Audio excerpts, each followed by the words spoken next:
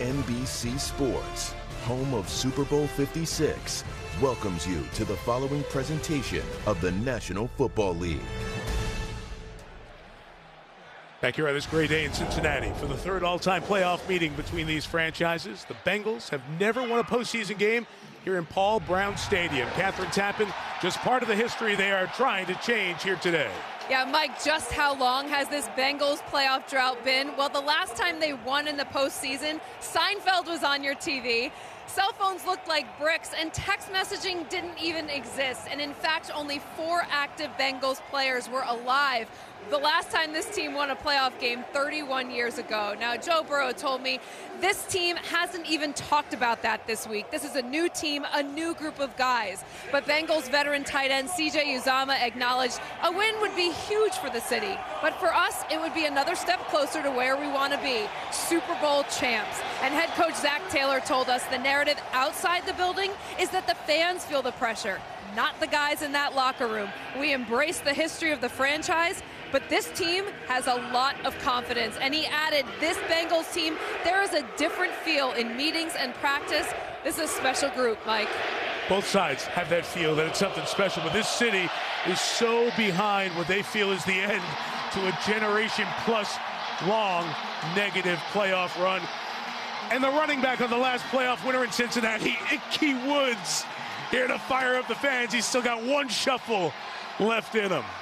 First playoff game as head coaches for the two guys going head-to-head today. 38-year-old Zach Taylor on the right, 61-year-old Rich Bisaccia on the left. Bisaccia replaced John Gruden in Week 6 and went 7-5 to get the Raiders to the playoffs. Bengals won the toss, deferred the option to the second half. So Evan McPherson, really solid rookie kicker, is going to kick it away for the Bengals. Tyron Johnson is back deep to receive for the Raiders.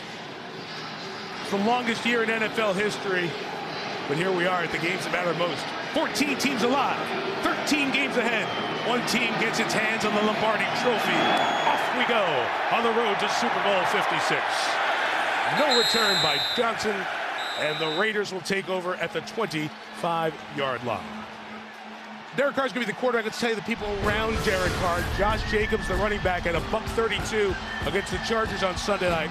Hunter Renfrow, 103 receivers. Great slot receiver. Darren Waller, star tight end, second game back from injury. Up front, left tackle Colton Miller's the best. Right side's a problem. Watch that closely as the game goes on today. Deafening in here. Drive starts at the 25. First run, Jacobs. Gain of about 4.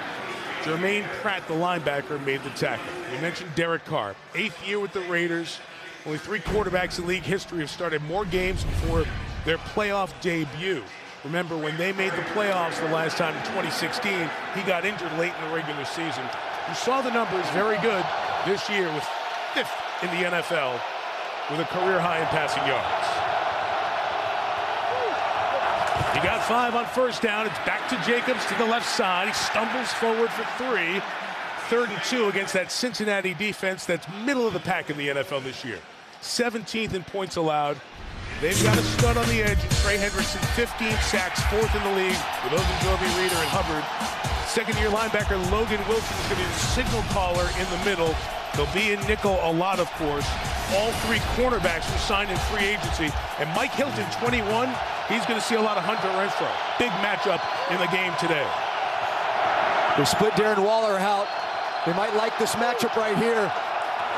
3rd and 2. Richard is the back. They throw to the 50-yard line, and Zay Jones makes the catch for the first down. Jesse Bates with the tackle, but a good 3rd down pitch and catch and a gain of 17. It's a nice job by Derek Carr. They actually split out Darren Waller. In a lot of cases, he's the premier guy here, but they go to Zay Jones. He was another one of the big 3rd down threats for them this year behind Hunter Renfrow, a guy who I can see having a big impact on this game, not just in the intermediate passing game, but down the field.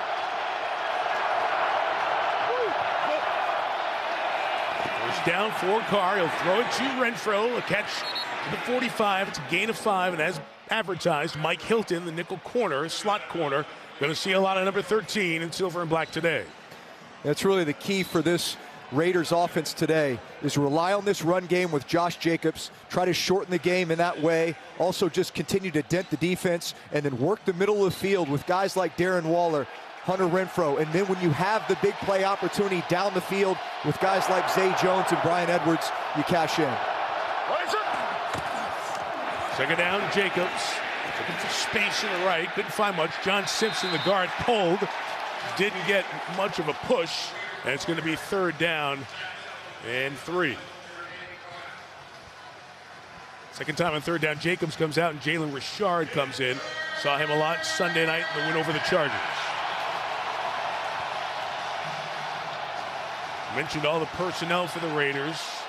Deshaun Jackson, veteran, 35 years old, number 1. Going to be split to the top of your screen for third down here. Doesn't play a ton, but still has some speed. Got to keep an eye on him. This is tough communication here with the crowd noise. This is typically when Hunter Renfrow comes in motion, gets behind his receiver and runs some sort of an option route. He does. Carr goes the other way. Waller juggles, hangs on, advances to the 35 and picks up a first down. So Darren Waller, sensational tight end, missed 5 games with a knee and back injury. Comes back in the lineup, big first down there. Yeah, this is really what the Raiders like to do on third down, is put Renfrow in these positions where he can run option routes. He has 3-way go. He's not open there. Derek Carr does a nice job of coming back, finding his second progression. Darren Waller continuing the drive. Nice open drive here for the Raiders to start. Couple of first downs already in the 35-yard line. They loaded up with all tight ends in here. 3 in the game. Carr's going to throw out of it. And over the ball, they complete it to Jacobs. Very close to another first down. I love the tempo and the play calling early on by Greg Olsen, the offensive coordinator for Las Vegas. Yeah, Raiders get into a heavy personnel here, 3 tight ends.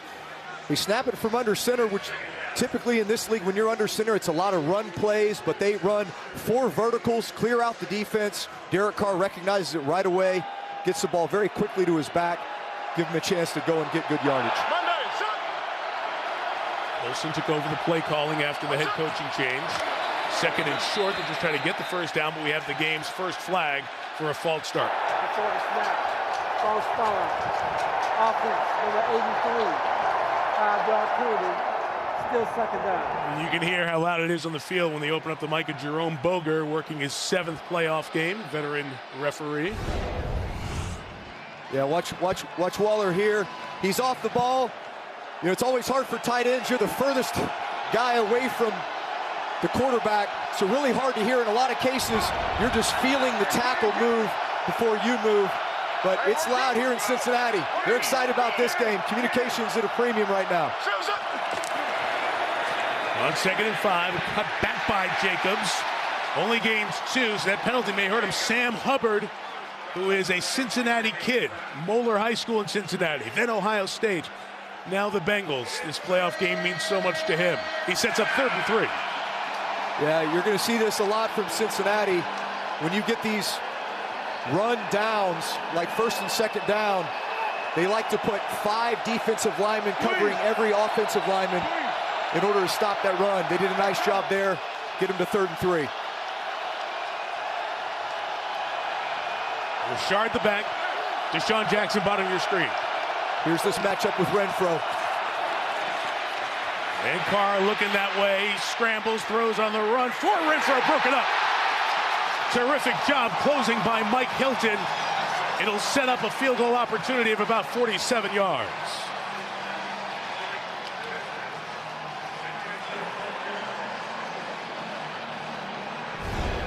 Now we're going to see this matchup all day. Renfrow on Mike Hilton. That's a tough chore. Hilton stays underneath. Renfrow's open immediately, but Carr has to scramble and allows Hilton to make up ground. Really does a nice job knocking this away. This is going to be a matchup all day long. Excellent kickers both sides. Daniel Carlson from 47. A.J. Cole, the punter, holds. Into the wind. And nailed it. Good, solid opening kick by Carlson, who was tied for the NFL lead in points scored. Opening drive field goal for the Raiders. They score first. Burrow and the Bengals on the field next.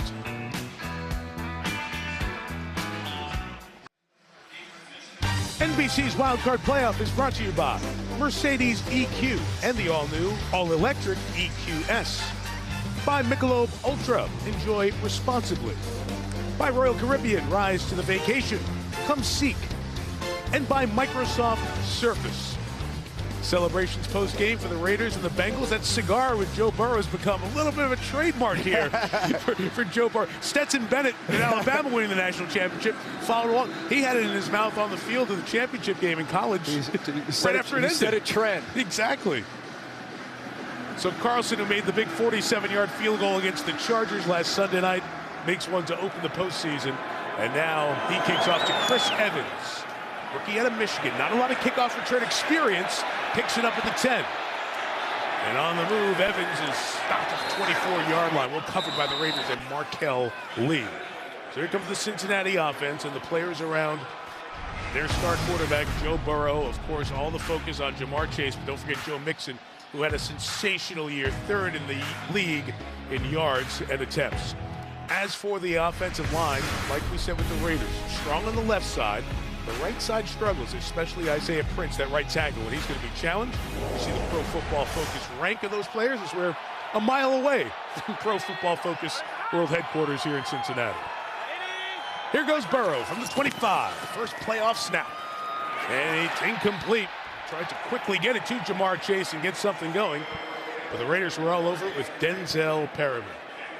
So I think you know the Burrow story. Just to refresh, from about 130 miles of here, from southeast Ohio, so we're in southwest Ohio. Went to Ohio State, had people ahead of him, transfers to LSU, wins the national championship. Hurt last year as a rookie, but the #1 pick this year was sensational. Led the league in completion percentage at 70%, among his record-setting numbers this year. Mixon in the slot, empty backfield. Good push by the line, forced Burrow on the run, and Chase makes the catch at the 36-yard line. Opens his account with a first down.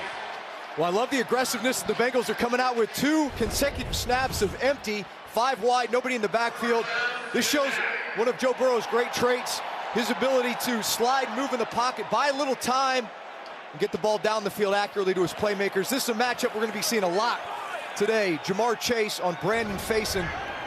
He is their boundary corner, which in many cases is where Jamar Chase is lining up. From the 36, first run, Mixon inside for about 3 yards. Let's check this Las Vegas defense. They were in the bottom half of points allowed in the league for the 19th consecutive year. That's a record. So they do give up points, but Max Crosby, the right defensive end, is a star. He wrecked the game. Divine Diablo, the rookie, has stepped in next to Perriman. We'll see the veteran KJ Wright sprinkled in along the way. The DBs, you got a couple of rookies, some inexperienced players, a lot of guys picked up. Matter of fact, most of these cornerbacks were not Raiders last year, but Crosby's pass rush makes it easier to not have a star in the secondary. From the 39, Burrow's throw is caught. Chase, great job dotting the feet to get that second toe down, and a first down in Raider territory at the 44. Gain of 17. Yeah, nice job with the motion. It actually gets the defensive back Faison off of Jamar Chase. That's not his best technique. He wants to be a press corner. Not as good when he's in off coverage. Allows Jamar Chase to step on his toes, kick out of that. Those big chunk yardage plays for the Bengals, really a key to this offense. I like that term. The receiver steps on the DB's toes. You get them thinking you can run a lot of different routes. Burrow adjusts the play. Tight end is a blocker to lead from Mixon to the left side.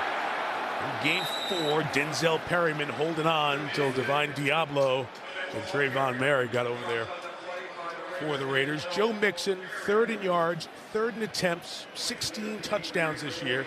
Tied for 4th in the league. He'll go to the Pro Bowl for a first time.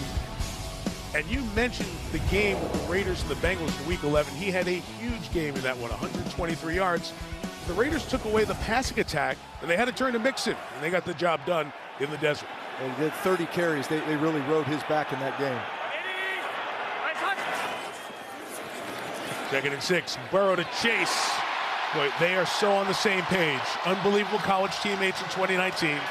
Chase sat out last year. He opted out in college, comes into the NFL this year as the #5 pick, and he and the #1 pick from the year before are dialed in. Yeah, trust and confidence with this route. He's throwing it before Jamar Chase gets out of that break.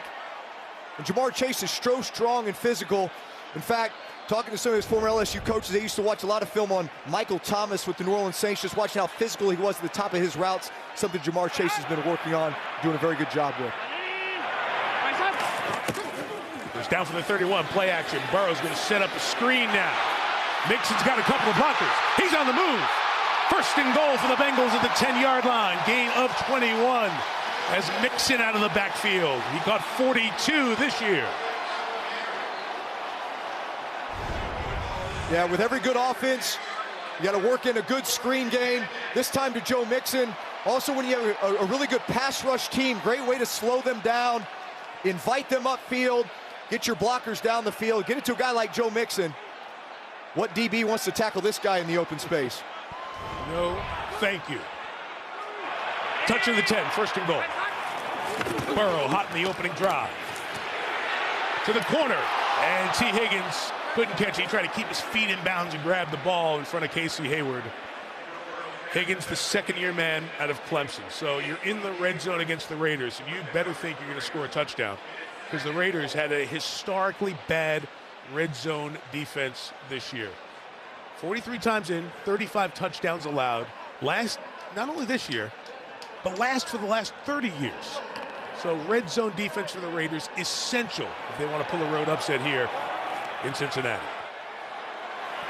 Yeah, a lot of it's been zone defense. They've given up a lot of passing touchdowns out here. 20 touchdowns, 0 interceptions. Toss, Mixon, got a couple of blockers. Gets to the 6-yard line. He'll set up third and goal now for Cincinnati. Already 10 minutes through this opening quarter. This is the opening Bengals drive. Yeah, watch Max Crosby. You want to know another way to slow down defensive ends? You crack block them. This is the second outside crack play that the Bengals have run. So you got to send a message very early that, Max Crosby, we're not just going to let you speed rush upfield and run all these counter moves on our tackles, because we know we'll be in for a long day. So you find ways to chip him, nudge him, crack him, let him know it's going to be a long day. Zach Taylor switched running back. Samaje Perine in. Third and goal for Burrow. He throws it to the end zone. Touchdown! Burrow with the quick strike. And C.J. Uzomah gives you a Nicky shuffle as the Bengals take the lead.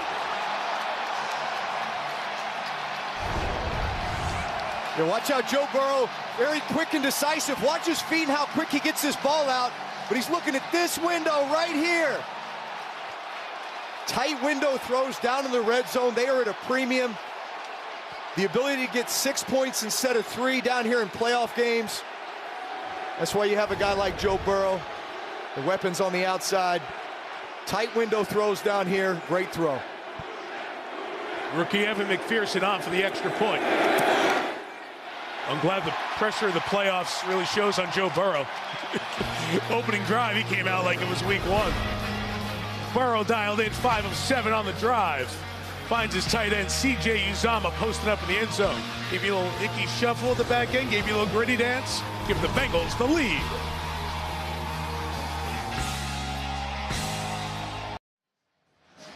Don't miss NBC's new workplace comedy, American Auto, from the creators of Superstar. That's American Auto, Tuesday on NBC. And the next day on Peacock. We had that on in the house earlier this week, preparing for the game. Some good laughs. Check it out on Tuesday night. Look over from Kentucky, over the bridge, over the Ohio River, to the Cincinnati fans who have just so excited for this game. This city was buzzing all week on the secondary market. This was the toughest get-in ticket as of this morning of the 6 wildcard playoff games. Tailgating started early, and the partying may go late into the night if the Bengals get that 3-decade-long playoff drought to come to an end. McPherson the kickoff. Johnson will let it go. And the Raiders will start their second drive of the wildcard game at the 25.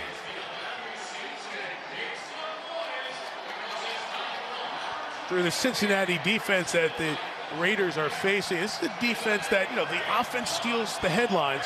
What do you think of the group that Lou Anarumo is the coordinator of? I think Lou has done a tremendous job with this defense and really bringing in a bunch of free agent acquisitions that are veteran guys from winning programs, used to being part of winning cultures, really to establish the culture. 25, first down, and Carr throws. Good patience, good protection. Zay Jones, his second grab, a 13-yarder, and a first down to the 38. Yeah, this is a nice job by Zay Jones. He acts like he's running a deep over route and then puts his foot in the ground, pivots back out of this. You know, good matchups down the field with these Raiders wide receivers. They can all run, and it's the precision passing game of this West Coast offense if the Raiders execute behind offensive coordinator Greg Olson.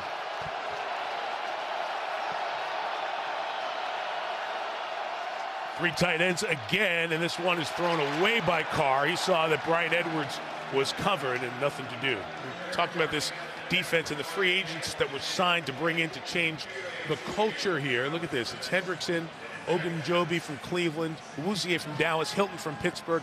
Winning organizations. Yeah, winning organization. Guys who are used to winning, guys who are used to going to the playoffs. And especially up front, what this has done from a pass rush perspective on that left side. Trey Hendrickson and Ogunjobi have been huge additions up front. All right, Marcus Mariota is in at quarterback, 24 snaps this year, 21 times they ran, and we have another false start on the Raiders. False start. Offense, number 74. Still second down. It's on Colton Miller. How hard is it on Mariota, veteran quarterback, started a bunch of games, but to come in with this noise and communicate in silent with this team?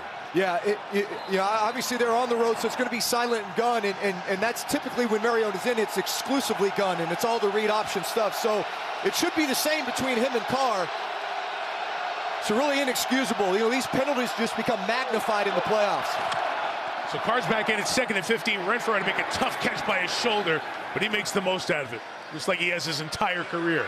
Makes the most out of it. To the 40-yard line, gain of 7, third and more manageable.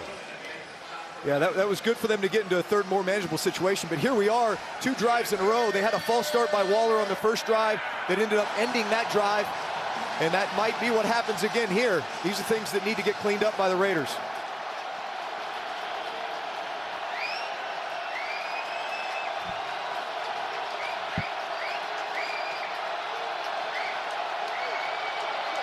Third and 8. Blitz comes from the Bengals. And hit from behind. The ball is loose. It's picked up by Ogunjobi. Larry Ogunjobi at the 15-yard line.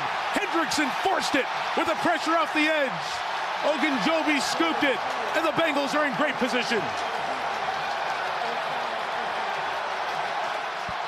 Yeah, former teammate here, Trey Hendrickson. They're trying to block him with Foster Moreau. That's not a good matchup for them. Trey has speed to the outside. Just the tomahawk chop to get the ball out.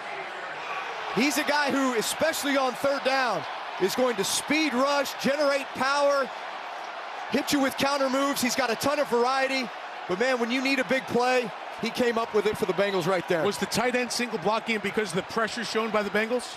Yeah, you keep a tight end in when you're going to max protect. They brought the back across, which told me, hey, they were ready to be in a 7-man protection, but you're not going to want to isolate your tight end on an elite pass rusher like that. Carr's had fumble problems. Massive mistake by the Raiders. Bengals opportunity. Mixon gains 5. Devon Diablo with the tackle at the 10-yard line. You mentioned the fumbles with Carr since 2014. The most fumbles and fumbles lost in the league this year. It happened 5 times. You talk about playoff football too. You know, these penalties and turnovers are important in the regular season, but they're just magnified in the playoffs. You cannot give this offense a short field.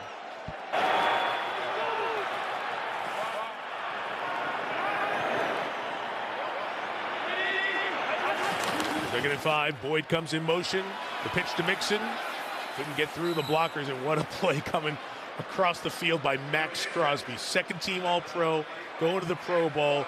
Man, does he come around and make so many of those tackles.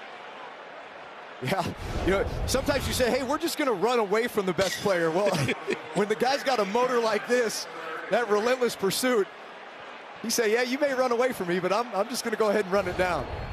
I'm glad you said relentless. He played 82 of the 93 plays against the Chargers on Sunday night. And remember, that was the last game. This is the first game, travel, short week. He's still going. Snap infraction on the Bengals, going to make it 3rd and 8. Yeah, and it was the same effort on every play, too. It wasn't like there was any loafs out there. False start.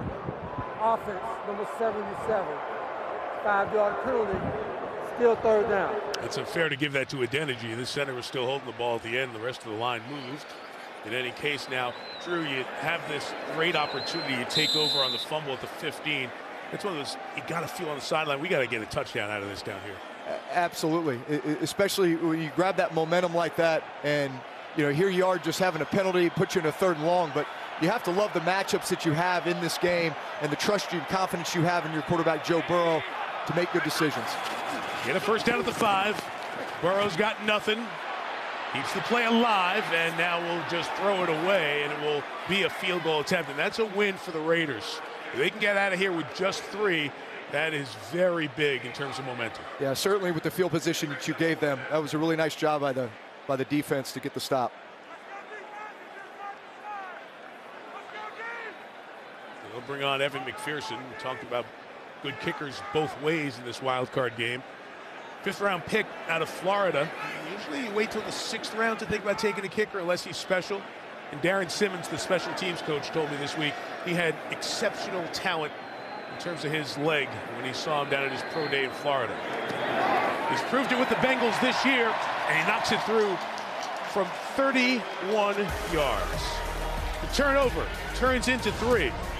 Cincinnati 10, Las Vegas 3 after the Carr turnover forced by Hendrickson. Tune in on February 13th for the biggest moment of the year, the Pepsi Super Bowl 56 halftime show featuring Dr. Dre, Snoop Dogg, Eminem, Mary J. Blige, Kendrick Lamar at SoFi in Los Angeles. How ironic was it that the temperature at the start of the day here was 31 degrees, all the talk of the 31-year drought. There's a bad kickoff by McPherson that was grabbed. Did he grab it with a foot out of bounds? No. He grabbed it before he put a foot out of bounds, and that's a big mistake there by Peyton Barber. If Barber puts one foot on the white stripe and then grabs it, then it's out of bounds kickoff, and you get the field position advantage. Now the Raiders start at their own 2. Yeah, that's one of those situations that you actually work in special teams period. I can recall every year going through that a number of different times. Anytime that ball is close to the sideline, put your foot out of bounds first and then grab the ball.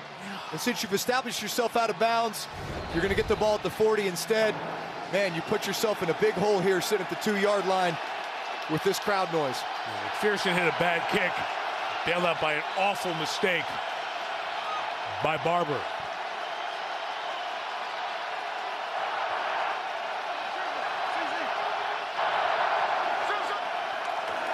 So from the 2, trying to get out of the end zone, Jacobs dancing back there. He had to because there was nothing open. He was fortunate to get to the 4-yard line and pick up 2 on this, the start of the 3rd Raiders drive. Yeah, but Drew, you said it. A couple of penalties, the turnover, that play. Playoff mistakes. And self-inflicted wounds. There's penalties that are going to happen within the course of play that are inevitable, but not ones that you can certainly help. And putting yourself in situations like this. And another one. We'll go back to where the drive started at the 2. False start. Offense, number 75. Goal, 2nd down.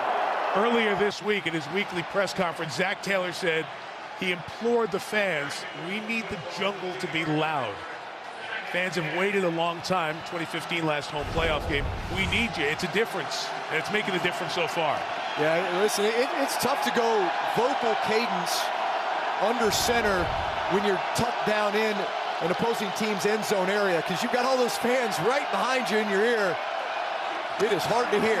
After 2nd and 10 from his own end zone, Carr finds Waller. It's a good place to go to the 8-yard line. Jermaine Pratt, the tackle, as we get to the dying seconds of this opening quarter. It's funny, it's counterintuitive, but you almost say, hey, I'd rather just get in gun. Everybody knows the rhythm of the silent count as opposed to trying to go vocally under center.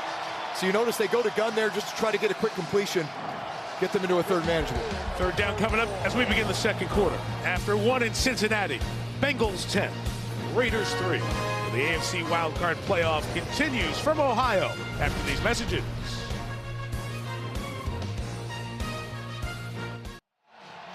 Second quarter set to begin. Our aerial coverage brought to you by Geico. Mike Tirico, Drew Brees, Catherine Tappan with you from Cincinnati as the playoffs begin. Patriots and Bills with another AFC wildcard game tonight. That's over on CBS. 3rd and 4 for Carr and the Raiders at their own 8.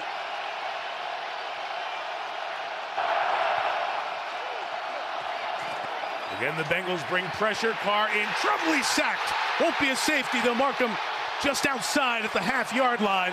But the pressure from Sam Hubbard, the Cincinnati native.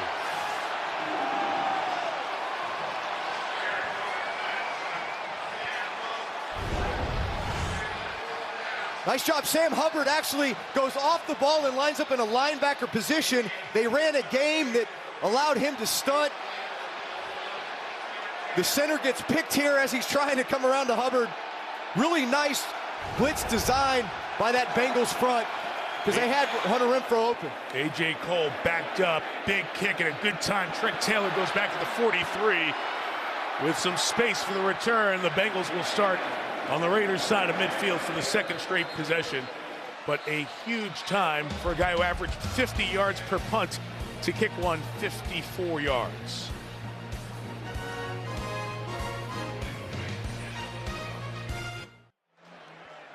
Just 5 yards on 7 plays, the last 2 drives for Derek Carr and the Raiders offense.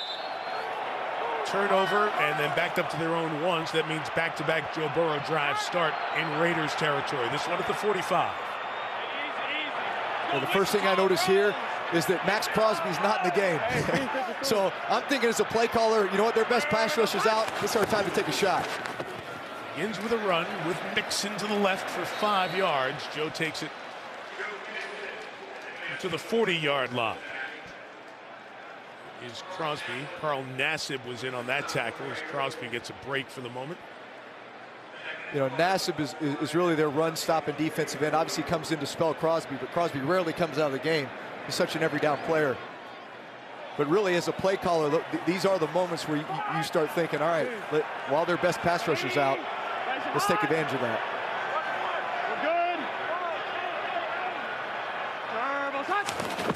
Chase, jet sweep, come around the right side, use his speed to get a first down to the 33-yard line.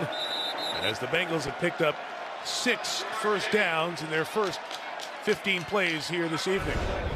Yeah, Jamar Chase, he reminds me so much with the ball in his hands of Deebo Samuel. And these are all the things that you see San Francisco doing with Deebo Samuel. They're almost built like their lower body like running backs. And you see what they do when they have the ball in their hands, yards after the catch. In fact, those 2 guys were tops in the league. It's an interesting comparison. Samuel's so much thicker up top that you don't think of that right away, but we talked about it earlier. That strength, that core body strength that he has. First down, Burrow, out quick to Mixon. A lot of Raiders over here, and Mixon won't go anywhere. Well covered by Las Vegas, a loss of 2. Desmond Trufant, the veteran corner, a lot of time in Atlanta, Detroit, makes the play there. Yeah, it's one of those things with Jamar Chase that you don't see just from watching him on TV, but he's got a lower half that's built like a running back. In fact, some of the coaches from LSU said that had he wanted to play running back at LSU, he would have been the best running back. It says a lot based on what his production was at the wide receiver position, but it also shows the flexibility you can have with a guy like that on offense. 2nd and 11, Burrow protected to Chase, back shoulder, comes down with it at the 8. The veteran Trufant asks for the pass interference and the push-off. Not called by the field judge. 1st and goal, Raiders. Officially a gain of 29. Yeah, it's safe to say anytime you get one-on-one with Jamar Chase, you're going to take advantage of that. You got veteran Trufant running with him, but there's such a great rapport and chemistry between those 2 that if he's got him beat deep, Joe Burrow knows to put it over the top. If he's underneath him, hey, I'm going to throw this firm back shoulder. Jamar Chase knows it's coming, able to make the adjustment. Usually the 9-year vet gets the call against the rookie. There it's the other way. Tough call against the Raiders. 1st and goal from the 6. Burrow scans, scrambles, throws end zone incomplete. Mixon wants the pass interference with the defensive hold. Nothing happening with Roger Teamer in coverage. And good pressure by Crosby back in the game for the Raiders. Yeah, it was a three-man rush by the Raiders this time. You see them doing this more over these last couple games where, you know, they've been very bad in the red zone. So you think, you know, how can we help this red zone defense? Let's drop another man in coverage, take away some of those underneath throws. Did a nice job of covering up all the routes, forcing the throwaway. Coach Gus Bradley, you see the numbers, the pressure rate for this team. They don't usually bring an extra body. And the 7, inside give Mixon, looking for a hole to open. Raiders did a good job there, and again they'll force big third downs. It's often said, here comes a big third down. Every play in a playoff game is big, right? But the momentum is so with Cincinnati right now. The Raiders really need to try to hold them to a field goal again. Yeah, this is where games are won and lost in the playoffs. Your ability to get down inside the 10, inside the 5, and convert that into a touchdown versus a field goal. These are the difference makers. Boyd and Chase to the left. Higgins and the tight end Uzama to the bottom. Burrow, first look covered. Tries to keep it alive. Cannot do it. He's brought down. Huge play by Quentin Jefferson. The veteran got a hand on Burrow, brought him down. And the Raiders defense again, worst in the league in the red zone. Back-to-back stops. Yeah, it's a really nice job by this front and good coverage by the Raiders. You know, they shifted late, so they ended up getting 4-on-3 in a zone coverage to the right. Really took away all the routes. Nobody's open. Joe Burrow trying to buy a little bit extra time. But that Raiders front, especially as of late, and the way that they rotate and keep their defensive linemen fresh, they can tune up that pass rush. 30-yarder for McPherson, perfect in this range of field goal this year. This is a little draw on that kick, knocks it through from 30. And the Bengals, 3 drives, 3 scores, up 10.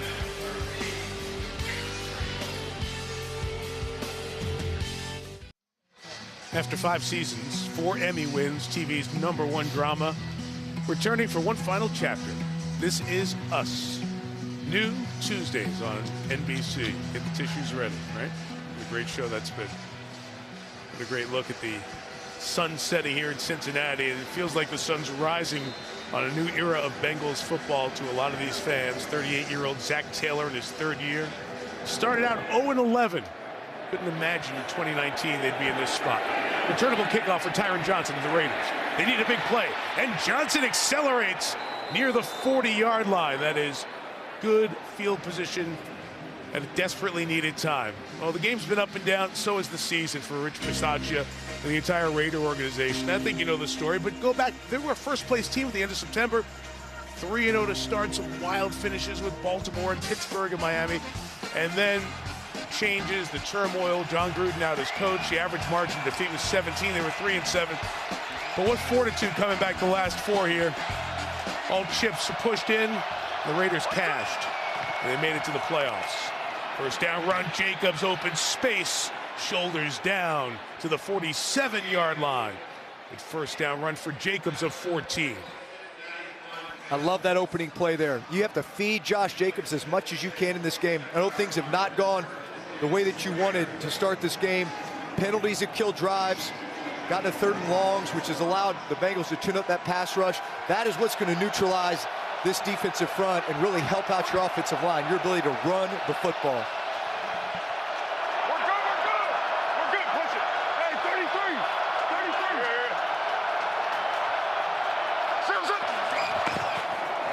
Jacobs right, big opening there, and Jacobs into the secondary, pulling away from Bell. Jacobs caught from behind at the 12-yard line. What a run by Jacobs for the first down. 35 on that gallop, and the Raiders are in the red zone. Mike Hilton with a touchdown, with a tackle, I should say, saving a touchdown. Yeah, I love this inside zone running scheme, especially as you send Hunter Renfrow in motion. Watch what that does to the defense. It forces everybody to bump. It changes their gap responsibilities, and now you've put a safety in a linebacker position. Jesse Bates now has a guard that he's got to shed, which he's not able to. Pops open a big hole for Josh Jacobs. Those are the types of run schemes that the Raiders have done so well this year. Right back to him. Jacobs gets 2 to the 10-yard line. That carry of 35 was longer than any run the Raiders had in the regular season. Their longest run came on their first run of the year. That was by Marcus Mariota, the quarterback. So the Raider run game with an explosive play really helping Greg Olsen calling plays. Yeah, it's hard to believe, especially when you watch Josh Jacobs run, that he hasn't had one longer than that. But he's the kind of guy who gets stronger as the game goes on. His yards per carry goes up, and especially as you get to the fourth quarter and all the overtime games they've played in. 2nd and 8. 5 in the pattern for Carr. In trouble, gets away, throws on the run, incomplete. A tight window for Foster Moreau. Blanketed by Mike Hilton, who's been very active here. And it's 3rd and goal. It was really a nice job in coverage there by the Bengals. They actually took care of those edge rushers who ended up getting on Carr late. Carr does a nice job of scrambling, but again, these are the 3rd long situations you don't want to be in against this Bengal defensive front. All these 3rd downs is when they've been able to get their pressures. Sacks, forcing Carr to scramble, and the sack fumble. We need a timeout here. Bisaccia's walking down, sees the Carr has it under control, doesn't take it. 3rd and 8. Carr throws, and it's through the hands of Deshaun Jackson and incomplete. One of the reasons he was thinking about the timeout, Zay Jones was in the huddle. Deshaun Jackson came in late to the huddle, delayed him getting to the line of scrimmage, and they'll try a field goal. Yeah, watch up front here. They do a really nice job of protection. It's a bracket quarters coverage, meaning the safeties are low. They're doubling Renfro inside. They're doubling Waller inside. So the one-on-one matchup is exactly where Carr went to Deshaun Jackson. In a game like this, you got to make that play. Absolutely. That's a drop in a big spot. Carlson from 28. Tough to handle snap. Good job by A.J. Cole, the all-pro punter, to place it down. Carlson knocks it through. His second one, 7-point game, about halfway through the 2nd quarter.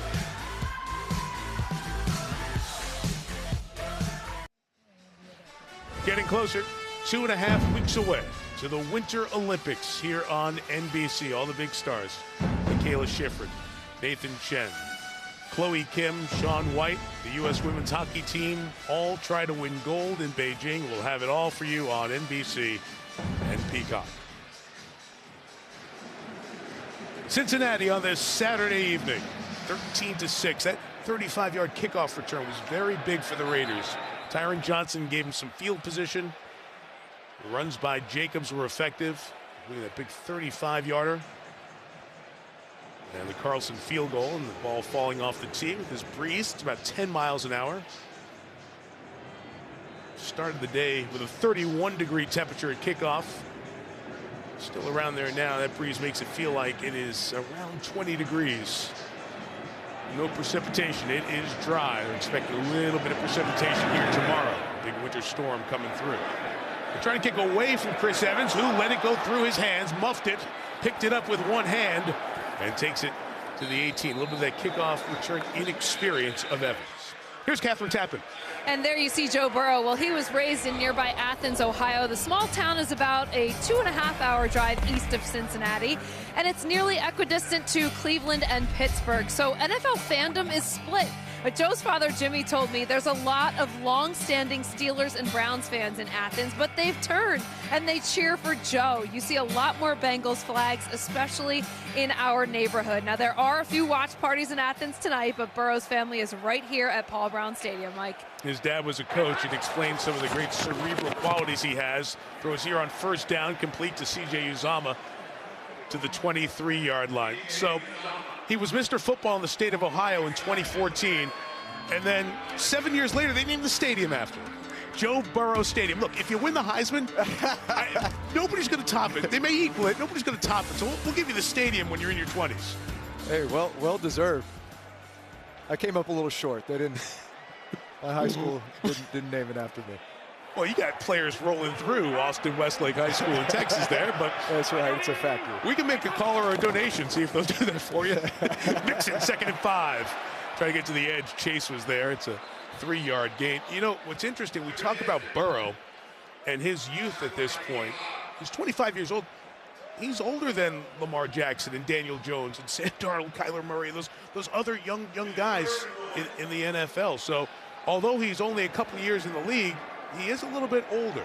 Yeah, but with that has come experience. You know, from his time in Ohio State, not having a chance to be the starter there, transferring to LSU, obviously the success he had there, the injuries he's had to go through, the adversity. You feel like he's an old soul at 25. Empty on 3rd and 1. And the throw is caught by Tyler Boyd, slot receiver, for the first down to the 33-yard line. So that'll keep the chains moving for this Cincinnati offense. Burrow's last 2 games out of this world. Second to Dak Prescott in NFL history for the most passing yards in back-to-back games. 525 against Baltimore. That Baltimore team was playing a lot of replacements in the secondary. But then 446 in the gotta-have-it game against Kansas City that won them the division. 8 touchdowns, no picks. And he's picked up pretty close to that so far here in the wild card game.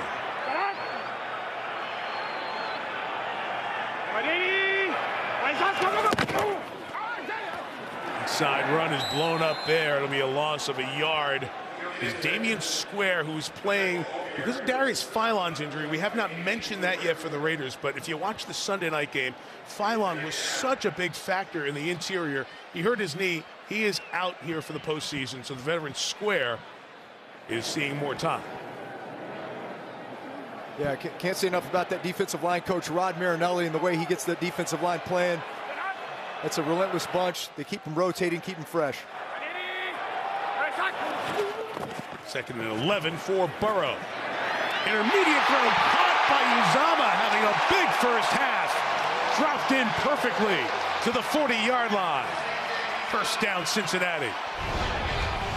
Yeah, so this is the Seattle 3 defense, but Gus Bradley plays a lot more 2 safety shell defense.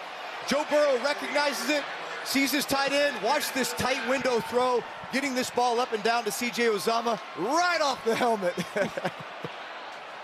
Divine Diablo played safety at Virginia Tech, but ball skills and awareness weren't going to help you there. That was a rope over his ear for 29 to Uzama. We always say no defense for a perfectly thrown pass. From the 40, Burrow taking a deep shot. Downfield for Chase. Broken up and incomplete. Casey Hayward, the veteran, running with him. It did not let Chase get behind him. Big stop by the Raiders secondary. Hey, you knew it was only a matter of time before they were going to take a shot. This one is on the veteran, Casey Hayward. He's played a lot of football, so he gave Jamar a little more cushion. Really has great ball skills. He always has throughout his career. Just plays that ball very well. Underthrown a little bit, but nice play by the defense.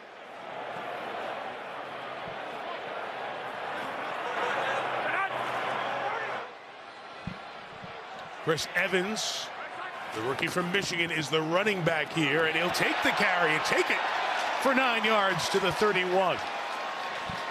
Good pop by Evans, who only ran 17 times, 7 of those coming last week against Cleveland when almost all the Bengals starters rested. Yeah, this is a read option play.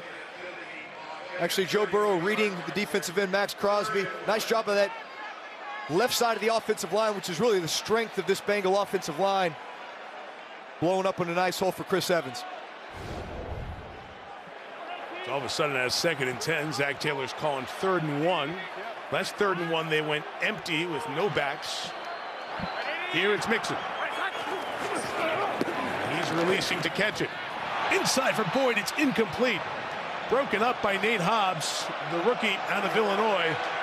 And he'll set up 4th down, and the fans immediately say go. And Joe Burrow says, quiet, we're going to. He said, quiet down, of course we're going for it. Going for it on 4th down, so much more common. Bengals were very good at it this year. 13 of 20 on 4th down conversions. And on 4th and 1, outstanding. Trying to take away the sneak, so Chase runs to the edge, got a block and got a lot more than the first down to the 16-yard line. Speed of Chase on the edge for 15 yards with a good block by T. Higgins. I love the philosophy here. So Joe Burrow starts and gun. When he goes under center, They think quarterback sneak. Watch how the D linemen tighten up, which is what allows Jamar Chase to come in motion and get outside to get the big play in the 4th down conversion. I love the scheme. I love the game plan call by offensive coordinator Brian Callahan. He and Zach Taylor communicating on every play call. Bengals have been inside the 8 and the 4 last 2 drives. The 16, Burrow stays alive in the pocket. Mixon. Or about 2 as Teamer and Diablo stop him on the sideline. You gave mention of Brian Callahan. His dad, Bill Callahan, longtime, revered as one of the best offensive line coaches in the NFL. Brian's 37. He's been in the NFL for quite some time. Spent 6 years in Denver, was a quarterback coach in Detroit, and now the offensive coordinator here with Zach Taylor. We have Divine Diablo of the Raiders injured. He was one of the 2 silver and black defenders making the tackle on the edge on Mixon. So the athletic training staff out to look at Diablo with 2.5 left in the half.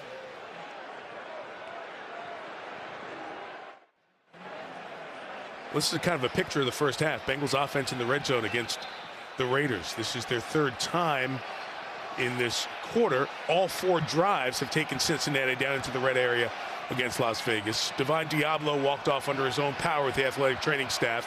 Corey Littleton and KJ Wright have come in for the Raiders defensively on 2nd and 5. Toss Mixon's got a couple of blockers, but the Raiders do a good job of sifting through and making it 3rd down for Cincinnati. Tackled by Jonathan Hankins. Max Crosby was over there to cause havoc, as well as we hit the 2-minute warning. So another 3rd down for Cincinnati in the red zone. See if they can punch it in.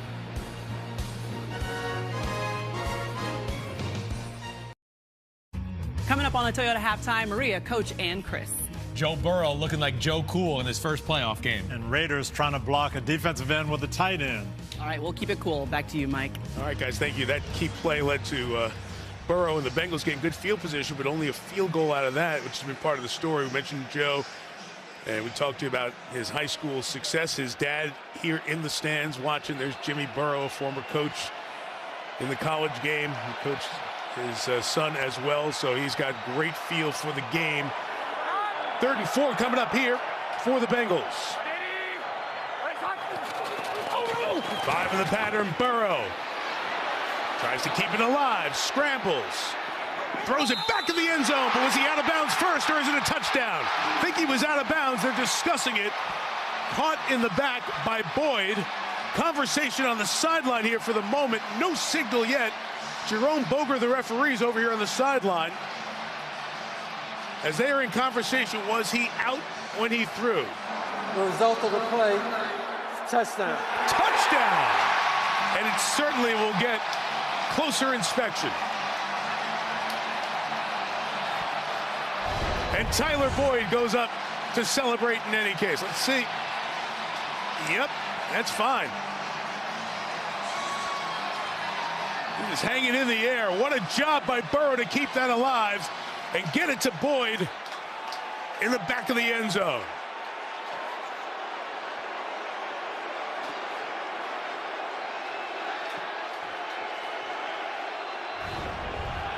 And the Bengals take a 19-6 lead. And Evan McPherson on for the extra point. And knocks it through. So the very last second, Burrow off that knee injury, that mobility back. He feels as confident as he has since that ACL injury. Scrambled, kept it alive. The touchdown in the back to Tyler Boyd. Bengals up 14 back in 30 seconds. After this from AWS.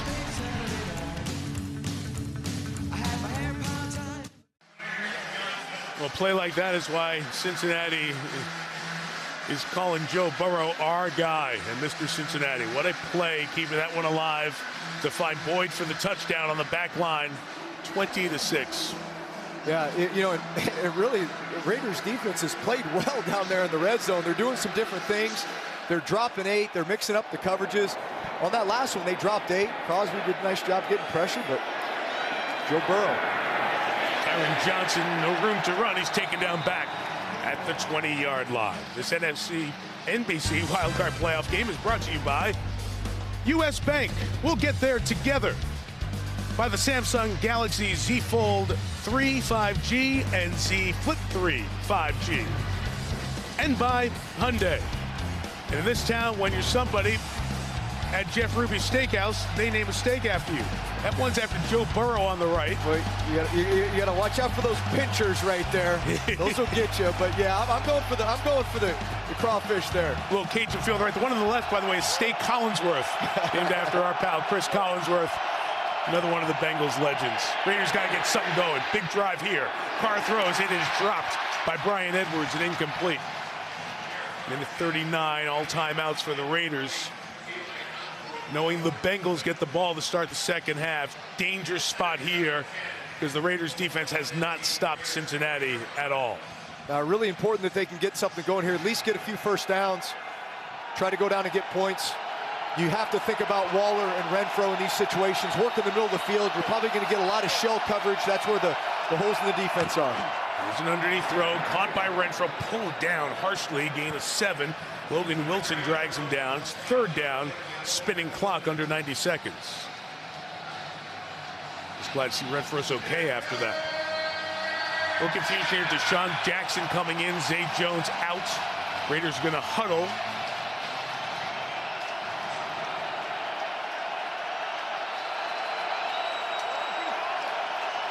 Yeah, you've got man coverage. You can feel the corners going to match up with their receivers. 3rd and 3, pressure off the edge, and underneath it's Edwards with a big gain. And Edwards will take it to the 46. Certainly the Raiders will take a timeout here. Or is he out of bounds first? Yes, out of bounds, so 55. No reason for the Raiders to use one of their 3. It's a big play to keep this drive going and not give it back to Cincinnati. Yeah, this was a nice job by the Raiders. They motion down Edwards. They actually get a pick. You see how Renfro runs up through the defender with his defender. Open up that shallow cross. Big play in man coverage on those shallow crosses. The 46, Carr again working the middle, that time for Jones. Incomplete. With Awuzie, the former Cowboy, covering. Yeah, it's interesting what the Bengals have done. They're playing a lot of man coverage right now, just in various forms. They've brought in one of their bigger corners, Trey Flowers, to actually match Darren Waller man-to-man.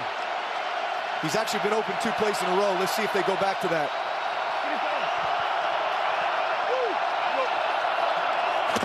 Second and 10, pressure on Carr, just going to get rid of it.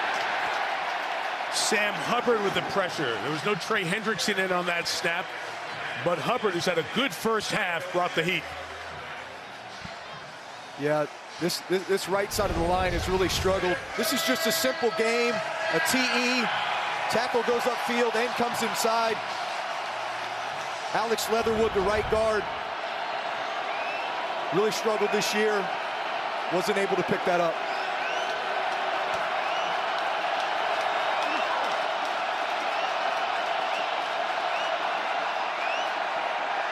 Third and 10. Carr going to take off. Can he get there? Absolutely, and more. Flag is down, though, as Carr gets to the 34-yard line.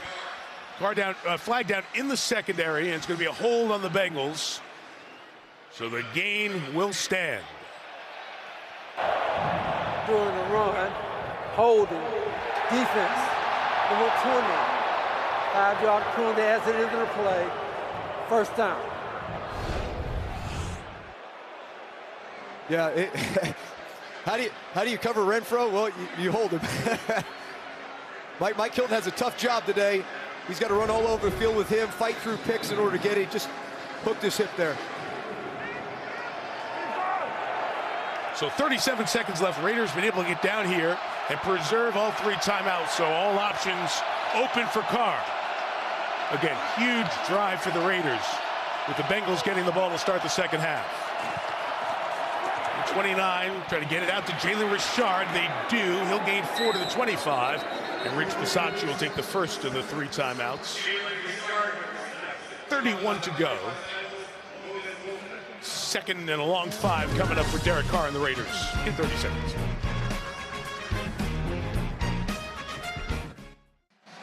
2nd and 6 coming here for the Raiders at the 25 of the Bengals. We'll go back to the last touchdown. We were talking about this in the break.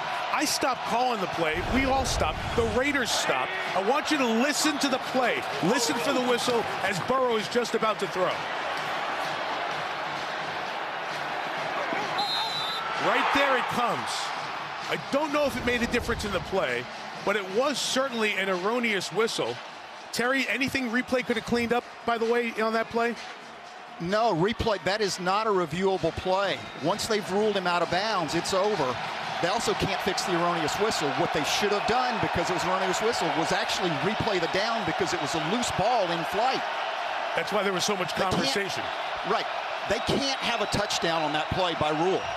From the 25-yard line, this is 2nd and 6 for Carr. Throws it over the middle, incomplete.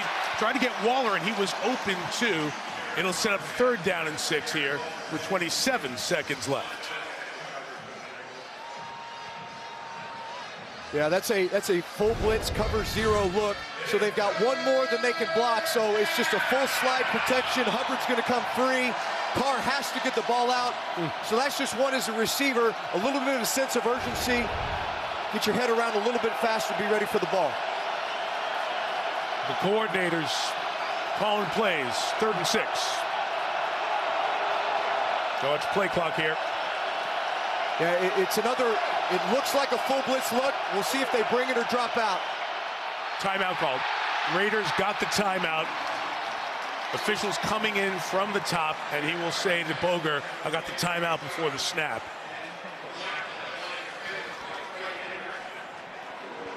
And we'll hear Jerome here in a second. So Bisaccia did that on the sideline, so we'll have 3rd down coming up with 27 seconds left. Let's go back to that touchdown, because that will be talked about, and that will be discomforting to the Raiders, because it really did feel like everybody just kind of stopped for a half second. As it was happening live, I definitely heard the whistle before the ball was caught, and so it did seem like everyone let up there for a moment. It's unfortunate for the Raiders. And it's interesting timing of the whistle there on the sideline, because it does come so late, you know, as Burrow's step comes out of bounds. Listen one more time.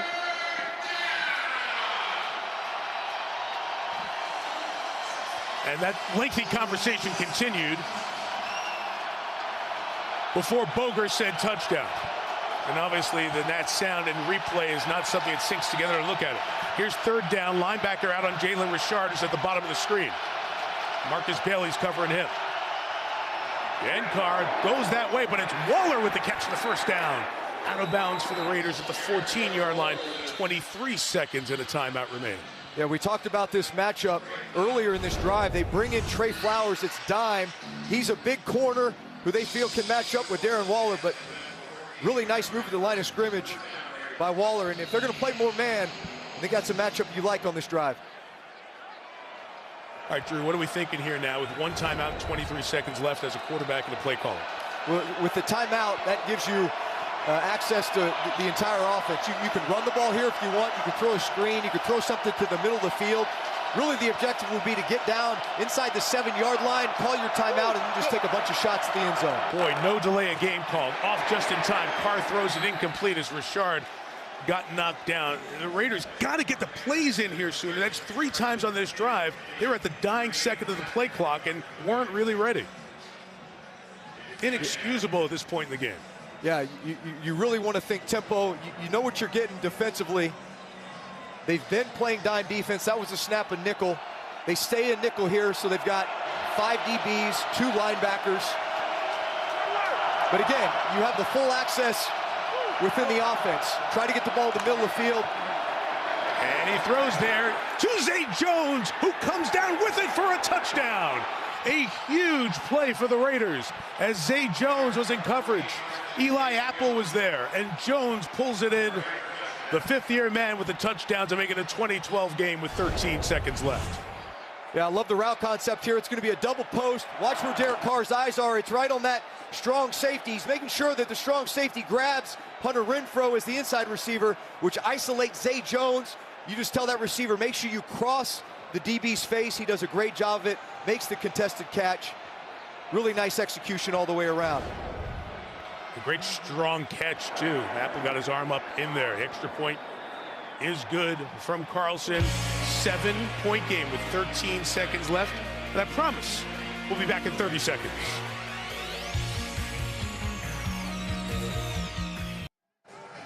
Drew, we were talking to Derek Carr this week, and he was talking about, Renfro's great and Waller's unbelievable. But we couldn't get him to stop talking about Zay Jones. Hardest working person in the NFL, he said. We can't justify that with 1,500 players in the league, but he said every time he runs a practice route, it's full tilt all the time. What does that mean to a quarterback? I mean, that's the biggest compliment that you could pay someone. He absolutely loves his work ethic. And, he says that about Waller. He says that about Renfro. So when you have a group of guys that day in and day out are coming to work and they're putting in that type of effort, just says a lot about that team, especially the situation they were in this year and all that they had overcome together. But you talk also about just this West Coast offense, the precision of the passing game that is required. Everything is timing and rhythm. And when you can get those full speed reps in practice, that translates to games. Only other touchdown Jones caught this year in the regular season, 31 yards. Remember the game winner that Monday night in overtime against Baltimore. Big one there. Trent Taylor has now gone back to return kickoffs after Evans dropped one earlier. We'll watch that in the second half. And this may be the only way to stop the Bengals from scoring on a drive. Give it to them with 13 seconds back at the 25. Yeah, that was a critical drive for the Raiders. Really a lot of self-inflicted wounds thus far in the first half. Offsides, penalties, turnovers, things that have given the Bengals a short field, so they needed that. Burrow and the Bengals back on the field when the second half begins. At the break here in the wild card game. Cincinnati trying to win a playoff game for the first time in 31 years. Leads Las Vegas 20-13. To Maria Taylor, Chris Sims, and the Hall of Famer Tony Dungy, the Toyota halftime. Maria. All right, thanks, Mike. And we had a one-score game in Cincinnati, but that 80-yard scoring drive by the Raiders could not have come at a better time, Coach. They needed it. They'd been settling for field goals. We said you aren't going to win with field goals. Finally finished off a drive. Yeah, that was big. Bengals showing great creativity on both sides of the ball, especially on the offense, and really taking away the pass rushers of the Raiders, which we know can be difference makers. Yeah, the Bengals scoring on their first 4 possessions. But coming up, we'll break down Joe Burrow's performance in his first ever postseason, and we're going to look ahead to the second half on the Toyota halftime. Want more stats? Hey Siri, who leads the league in passing yards?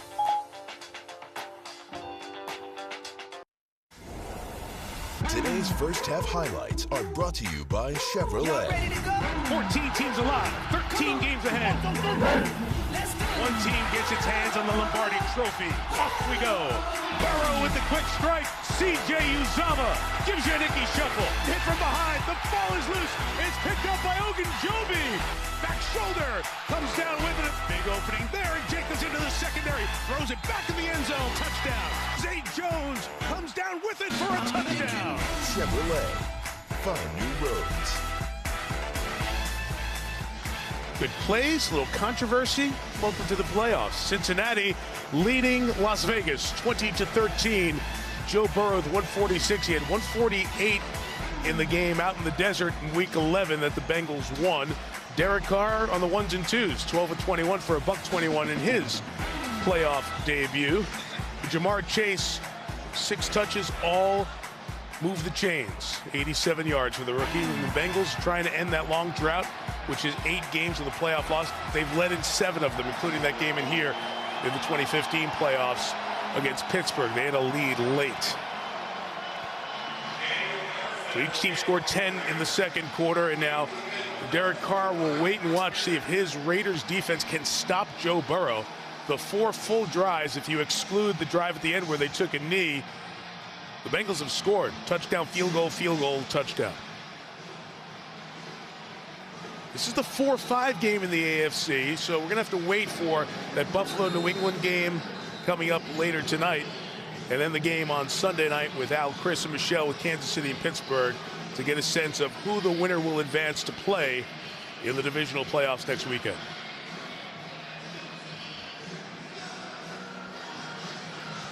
Temperature started 31 degrees. It's a couple degrees cooler. The wind is still blowing at a good enough clip. The ball just fell off the tee, as a matter of fact, as Daniel Carlson was set to kick it off.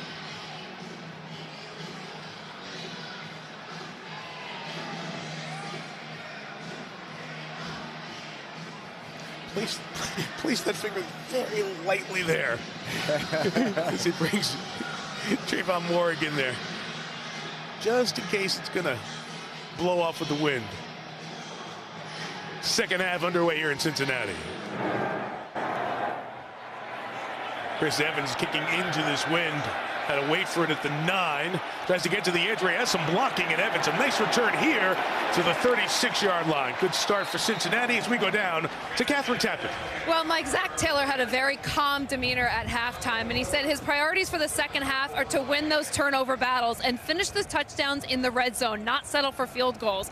I asked Rich Bisaccia if he thought that play was called dead before the Bengals' Tyler Boyd caught the touchdown pass. He said, we got to move past that. Next question. His message to the team, this is it. Keep winning those games. And Diablo and Jefferson both went to the locker room in the second quarter. Big defensive men out for this team in the second half. And Rich Bisaccia said we just have to find other ways to make up for their absence. Mike. Quentin Jefferson, huge, a defensive tackle, and Divine Diablo, a starting linebacker. So Mixon runs to the left here. And Drew, you were thinking that's something Cincinnati needs to do more of.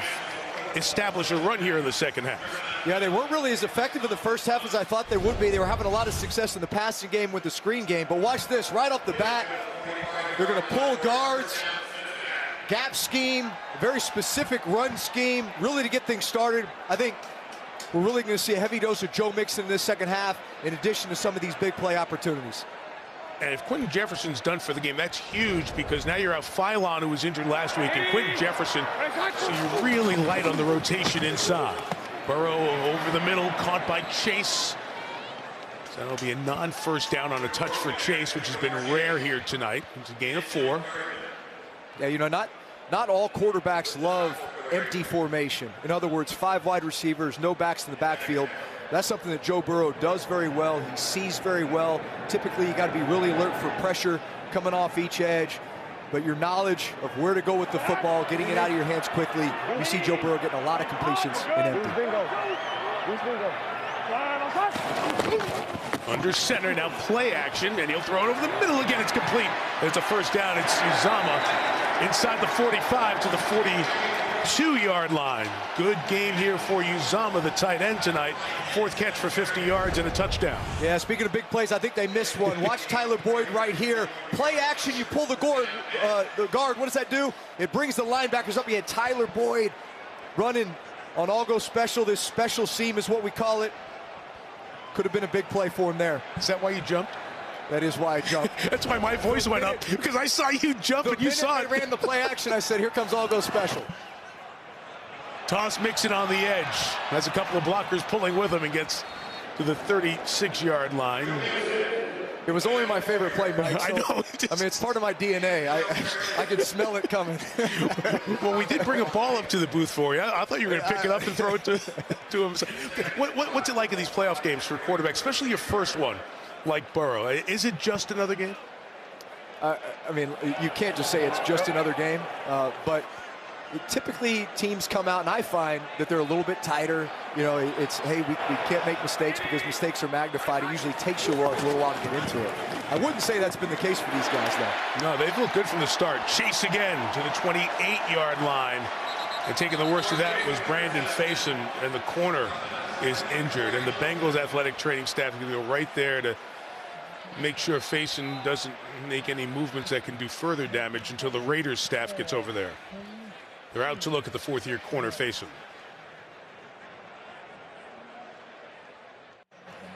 Not good news that Brandon Faison's going to the blue tent for further medical examination. The good news is that he got up and jogged off after taking that hit from his teammate who was closing. Corey Littleton, the helmet-to-helmet hit on his own teammate.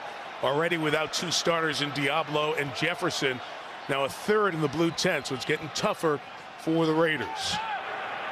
Bengals on the move from the 29 with Burrow. Left run from Mixon, thrown down after a gain of 4 by Littleton, who we just mentioned. We have a flag down. And Mixon slow to get up.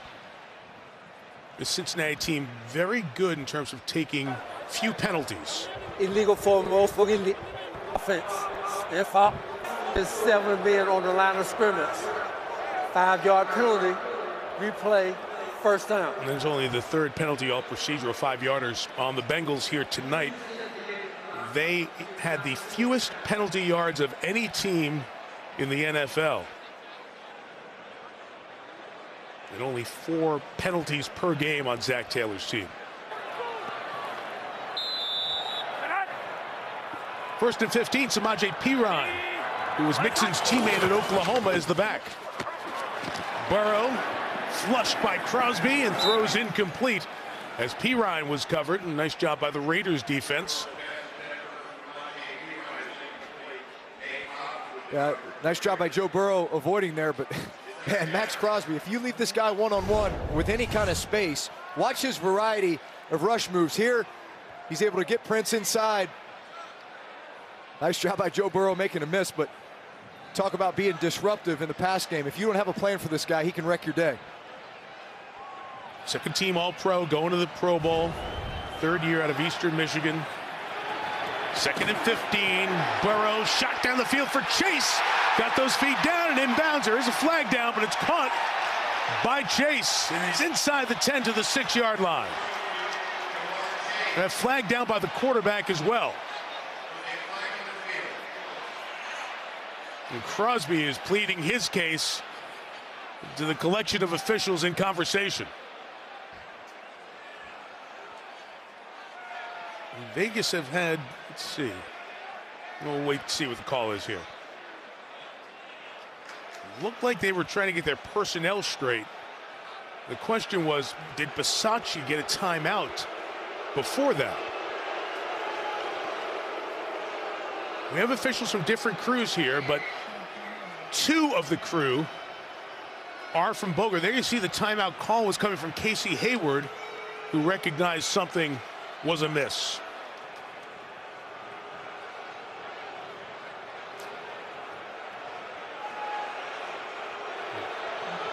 The fans don't like it. This was the flag in the backfield. It looks like that would be on Crosby if it stands up. So Jerome Boger has his umpire and his down judge who work with his crew throughout the regular season here. The others are from different crews. The NFL mixes the crews so the best officials qualified to work the playoffs. But you try to get a couple from the crew of the referee in these rounds, and this is a long conversation of what's going on here. And usually when you see them not talking to each other and reaching for their belts, they could be in discussion with New York, which is getting a look at all this that we're syncing up as well to see the timeout and the snap call. The rule on the field is that we have a timeout called by Las Vegas.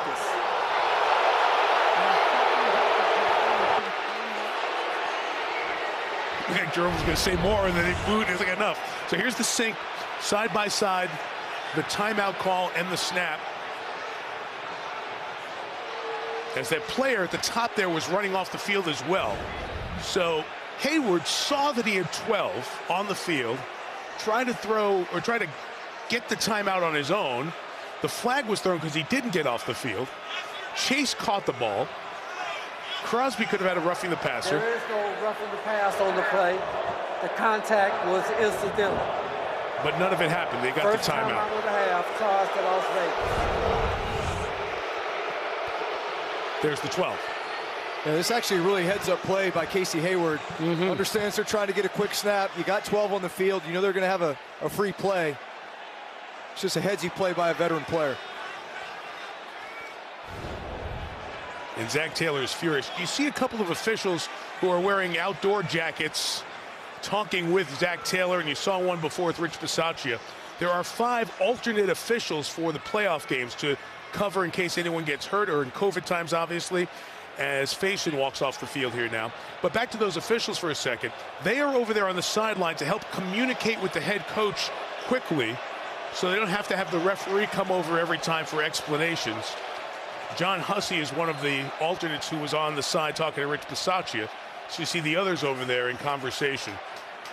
I don't think alternate or working the game, any explanation was satisfactory to Taylor. After all that, it's 2nd and 15 again.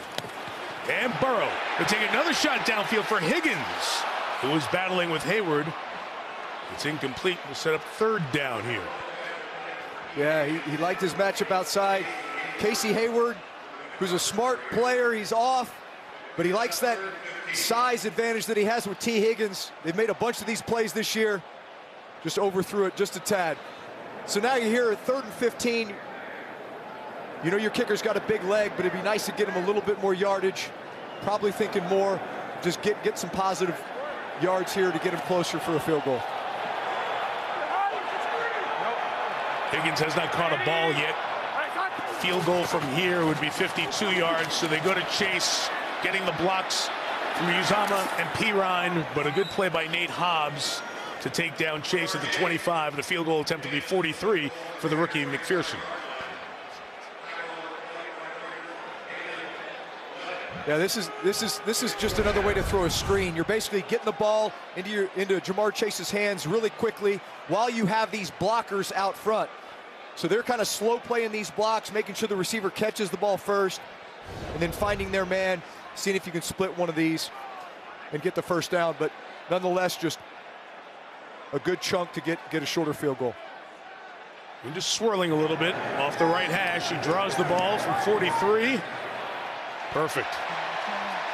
Great makeup, mental and physical talent of the 5th-round rookie out of Florida. Gives the Bengals a 10-point lead.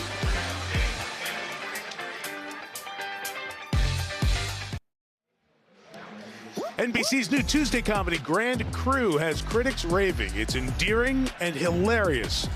So it's the premiere of Grand Crew Tuesday on NBC.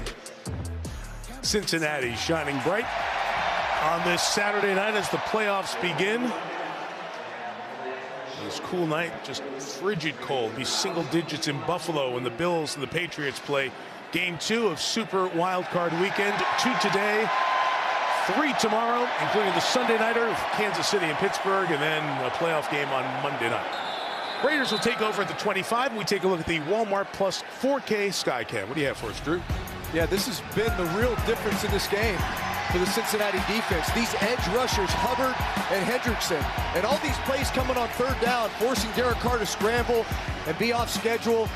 You're never going to be able to block Trey Hendrickson with a tight end, forcing the one big turnover in the game. And then some of the creativity with the pass rush and the pressure schemes, taking Hubbard from his defensive end position, wrapping him in there to get good field position for his offense. That's truly been the difference in the game for the Bengals. Jacobs' running was effective at the end of the first half, but not here with Jermaine Pratt, along with linebacker Logan Wilson getting it started. Yeah, watch Jermaine Pratt here. Downhill, he's your thumper. He's your run-defending linebacker who sets the physical presence on that defense. He anticipates it, beats the guard's block. Tackle for loss. Those plays are the ones that now can get you into these 3rd and long situations if they can stop him here. 2nd and 11. Carr is protected. The shot play was covered. He'll come back down and get Waller, the tight end, for the first down. And a gain of 12. And one of the Bengals pass rushers, Larry Ogunjobi, is hopping back behind the quarterback there. And we're going to get the athletic training staff out to look at Ogunjobi. Big part of this team with 7 sacks this year as he got hurt. Yeah, he's one of those big free agent signings that we talked about. Be tough to lose him. Played his first 4 years in Cleveland. Let's watch him.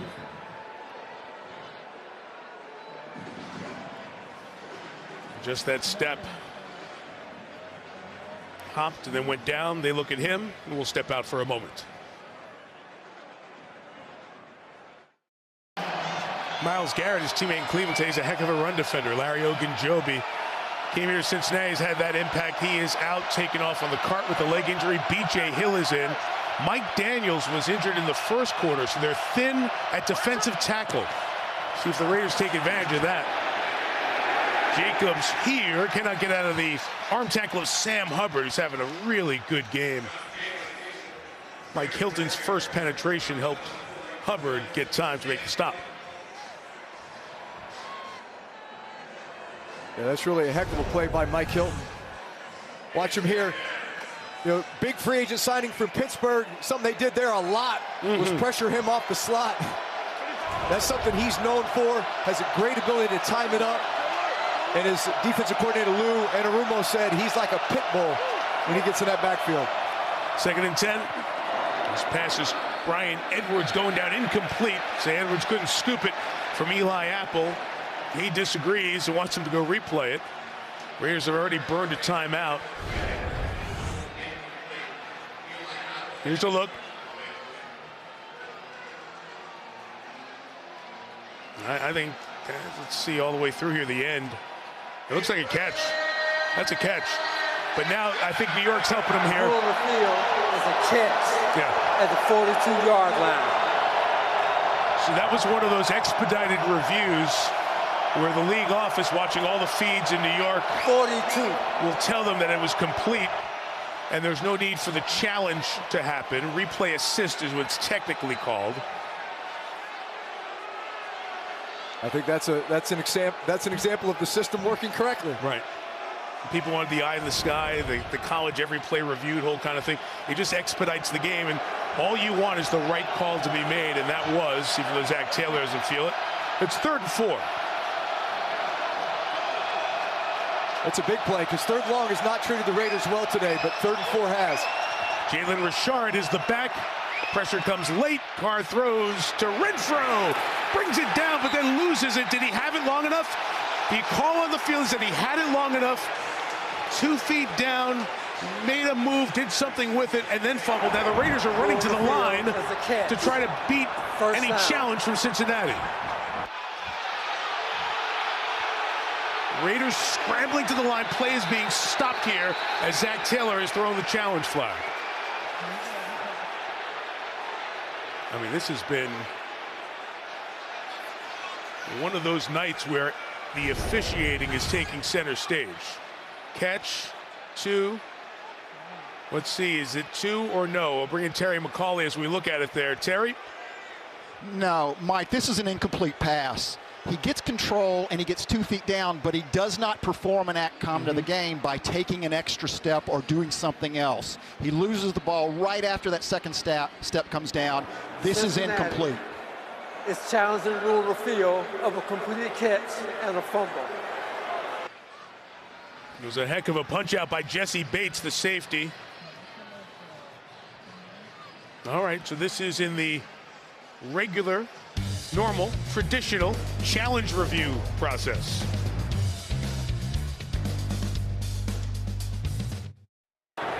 After reviewing the play, it's an incomplete pass. It'll be 4th down at the 42-yard line.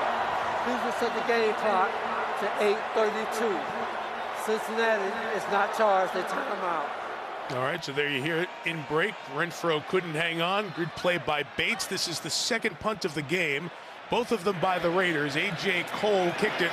Trent Taylor with the return. And Taylor will bring it back about a dozen yards to the 29-yard line. And that's where the Bengals will take over. So as we said, it's one of those things, you want the games decided on the field, not with calls, but this is certainly one that will be discussed for a while. Very key play. Bengals go up by the score of 20-6. You hear the whistle. Watch 25 for the Raiders. He kind of stops a little bit as the ball is in the air. The ball is caught by Boyd. Even Boyd didn't celebrate right away. Everybody was just in pause mode. We heard the whistle. After consultation with the officials on the field, it was ruled a touchdown, able to stand, and it's a lead for the Bengals. They've maintained that lead. It's 10 now, and here is the same man who caught that one, Boyd, with a physical finish on that pass to get to the 34-yard line. Just to let you know real quick, the NFL has said there will not be a statement about what happened in that play during the game. They'll have a statement after the game, and certainly a conversation with the officials involved before the league makes a statement on it is the proper way to go about that. So that's the housekeeping on that. And as Rich Bisaccia told Catherine, you got to put that behind you. You got to go ahead. You're not going to have it taken away an hour later. Second drive of the half of the Bengals, 2nd and 5. And Boyd caught the first one. Jet sweeps the second one. And a flag comes down as he's down after a gain of 4.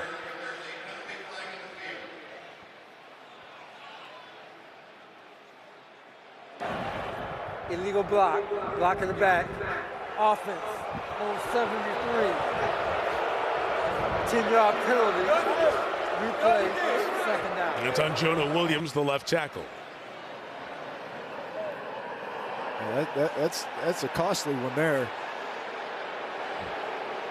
That too almost felt like it was right at the end there. Here's Williams. There it is. Just the contact on Littleton. The guy ends up making the tackle, but the penalty drives him back. So it's now 2nd and 12 for Burrow. He throws to Higgins, can't bring it in. Continue to look on Hayward on that far side. Desmond Trufant remains a corner as Brandon Faison was taken to the locker room for further examination. Yeah, they tried in the last drive to run by Casey Hayward. This time, hooking up in front of him, just barely missing outside. But you know, these are the plays you got to make. You don't want to be stuck in 3rd and long situations here after the penalty. Looks like it's a 3-man rush. Let's see if they bring pressure. The rookie Chris Evans is the back. They do bring one. They bring 4. Burrow will go down. Sacked by Max Crosby. So the back leaked out. Crosby kept going. And he comes up with a sack to force the Bengals' first punt of the day.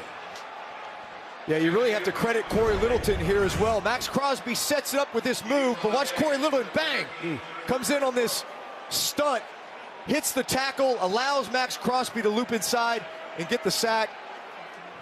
But man, when you get in these 3rd and long situations, these guys can pin their ears back, especially guys like Max Crosby, and you got no help over there, he's going to get to you quickly.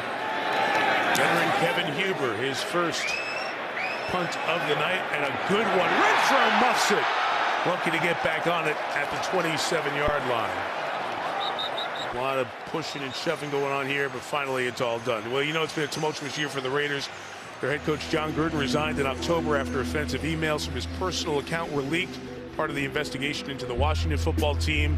A month later, Henry Ruggs, the receiver, released after being charged with DUI in a fatal car crash. And 1 week later, the other 2020 first-round pick, Damon Arnett, the corner, was released after a disturbing video surfaced of him making death threats while holding a firearm. There's so much that happened in this season. There were several executives in the Raiders organization who were let go before training camp even started, injuries as usual, and through it all, somehow these guys have found a way. And a lot of the credit goes to the coaches in place, including Rich Bisaccia, the interim head coach. Carr scrambles and throws downfield, and open is Deshaun Jackson. Out of bounds inside the 40. There's a flag down back by Carr. Holding. Offense. 10-yard penalty. Replay. First down.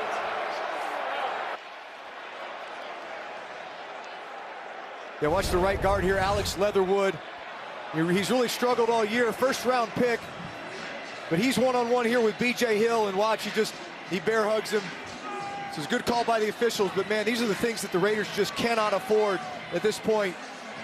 You have an opportunity for big plays, opportunity to get back into this game, and now you're sitting here at 1st and 20. And Leatherwood's been part of the story this year as well. 17th overall pick, was supposed to be the right tackle. Didn't do well there in 4 games. Moved him in at right guard. He's continued to struggle. 1st and 20.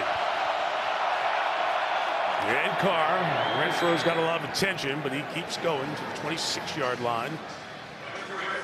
Yeah, this is when you as a quarterback need to just calm everybody down, just continue to chip away at this.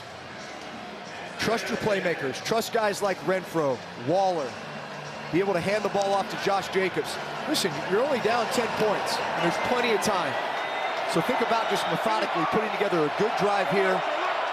Get first down after first down. If the big play opportunities come, great. But otherwise, just be efficient. 2nd and 11. Carr, sideline shot. Edwards trying to come up and get it. Eli Apple stayed there and broke it up. Apple, drafted by the Giants with the 10th overall pick, struggled there, went to New Orleans, was your teammate, did a good job a couple years with the Saints, and now he's here as a Bengal. Yeah, you know what? He wasn't the starter at the beginning of the year, but he's earned that spot, and he's really come on late. Watch him here. He's very good in press coverage. He feels the receiver's eyes come around, so his eyes come around as well. He's able to not only make the play, but almost knock this ball back inside for an interception.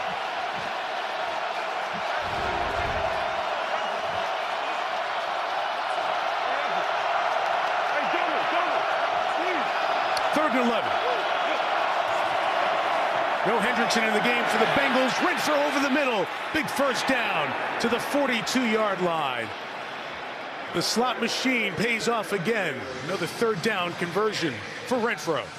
Yeah, well, I'm guessing one of these linebackers went the wrong way. Should be buzzing this way. Instead, he buzzes this way. And watch the void that leaves now with Hunter Renfro wide open in the middle of the field.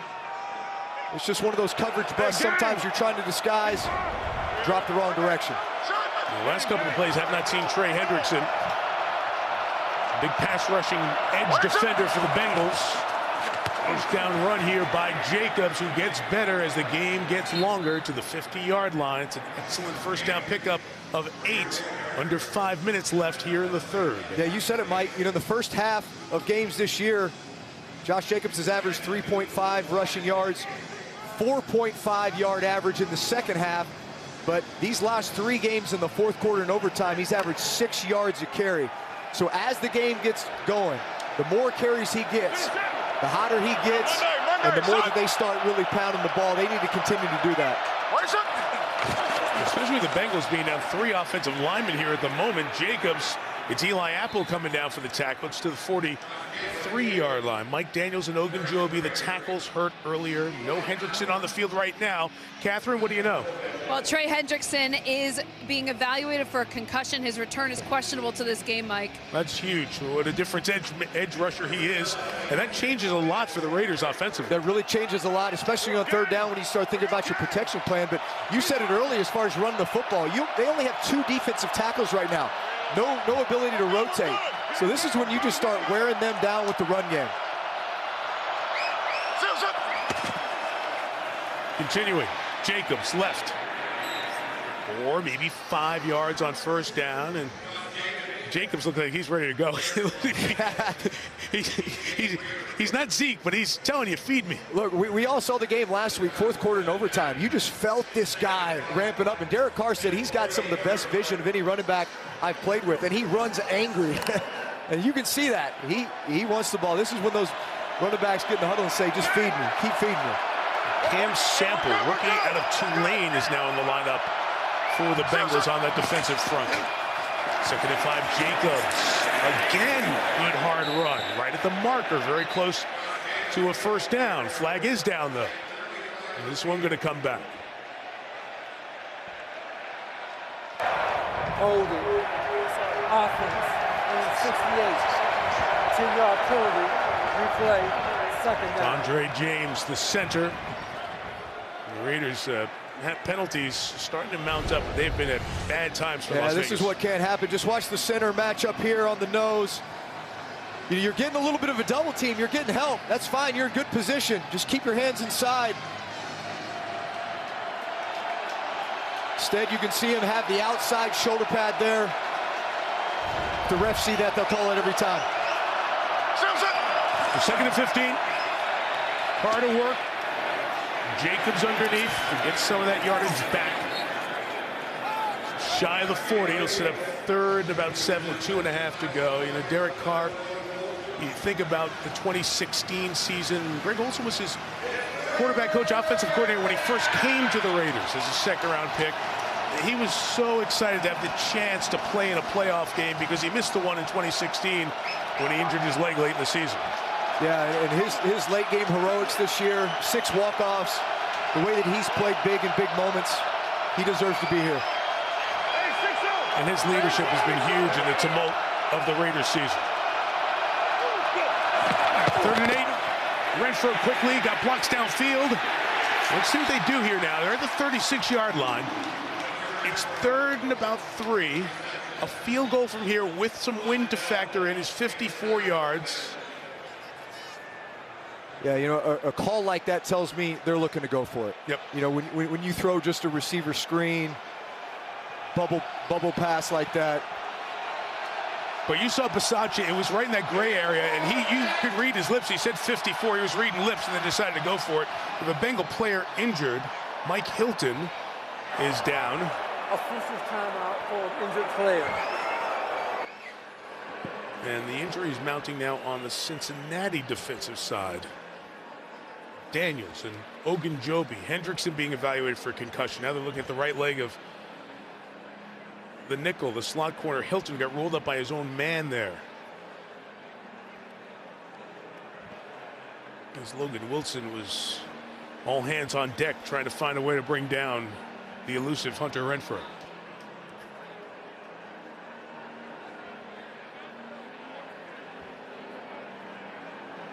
With 33 left, see 37, Ricardo Allen just hopping out there on the field for Cincinnati if they do end up going for it. A veteran guy in the NFL, guy you went up against for many years when Ricardo was with the Atlanta Falcons. Yeah, many years. And in fact, we saw him before the game, Mike, and I said, hey, what brought you to Cincinnati? He said, Joe Burrow. That's interesting, huh? I mean, that was the first thing out of his mouth. I said, really? He said, yeah. He said, he's the real deal. And if you don't think a lot of these other guys aren't here because of Joe and the chance that he gives us to win.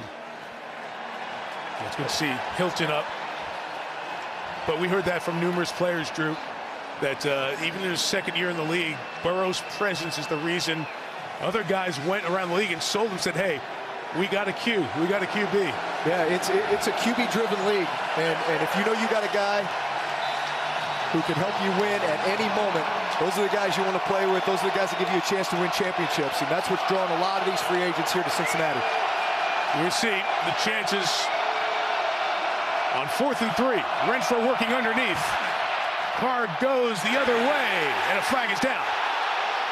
When Carr was looking back for the flag, he got it. Foster Moreau was trying to shake free. And the drive will stay alive. A 4th down conversion by penalty. Pass interference. Defense number 29. On the foul. First down. Vernon Hargraves, who played only 43 snaps all year before last week's game when most of the regulars sat. So Hargraves played more in that one. He hasn't been on the field much this year. Was there because of the injury and drew the flag. Yeah, you know, in that situation, you're thinking Renfrow, you're thinking Waller. These guys are getting doubled. You know, one of the guys who was singled there was Morrow. It ends up being a nice gain for them via penalty. It's a 10-point game. Raiders are field goal range. The 25-yard line. Carr wants more, though.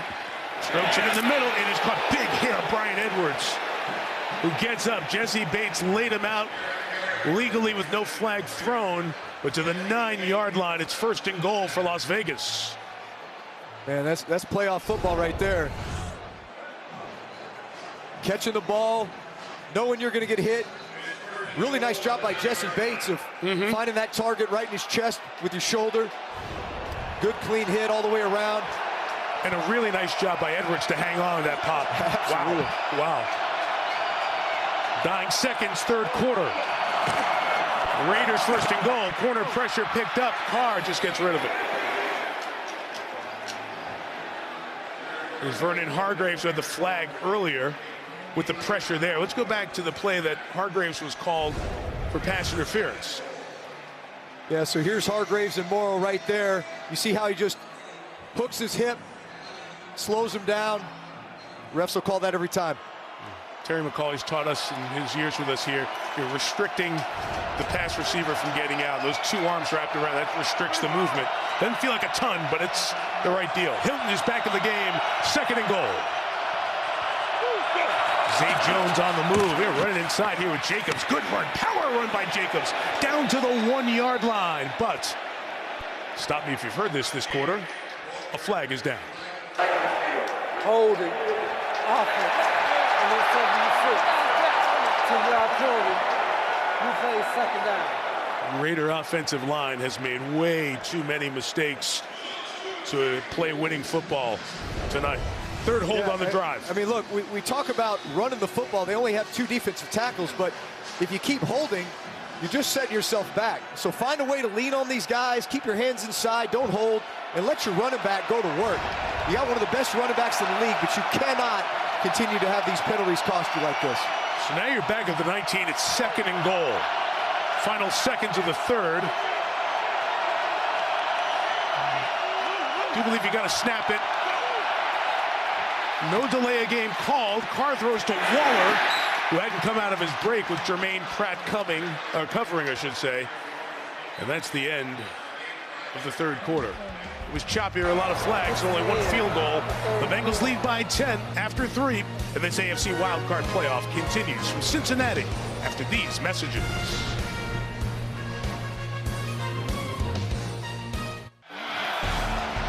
Beautiful look at Cincinnati. Tonight's aerial coverage brought to you by Geico. Off we go to the 4th quarter. Bengals haven't won a playoff game in 31 years. They're 15 minutes away, leading by 10. Mike Tirico, Drew Brees, Catherine Tappan, Terry McCauley with you. Huge play for the Raiders in field goal range in a 2-score game. 3rd and goal at the Cincinnati 19. 5 in the pattern for Carr. He's going to throw it to Waller, and it's not going to go very far. Pulled down to 16. The gain limited by Jermaine Pratt. And the field goal from here will be 34 yards for Carlson. It's tough. You get 2 holding calls on run plays on this drive. You were running the ball really effectively. You got a defensive line that's been decimated by injury thus far this game. 3 out of their top 5 defensive linemen are out. But getting this kick here will get you back in this game. 1-possession game if you can make this. And Carlson keeps his role. He made his last 23 in the regular season. He's made all 3 here today. Cincinnati's lead is 7. First minute, final quarter.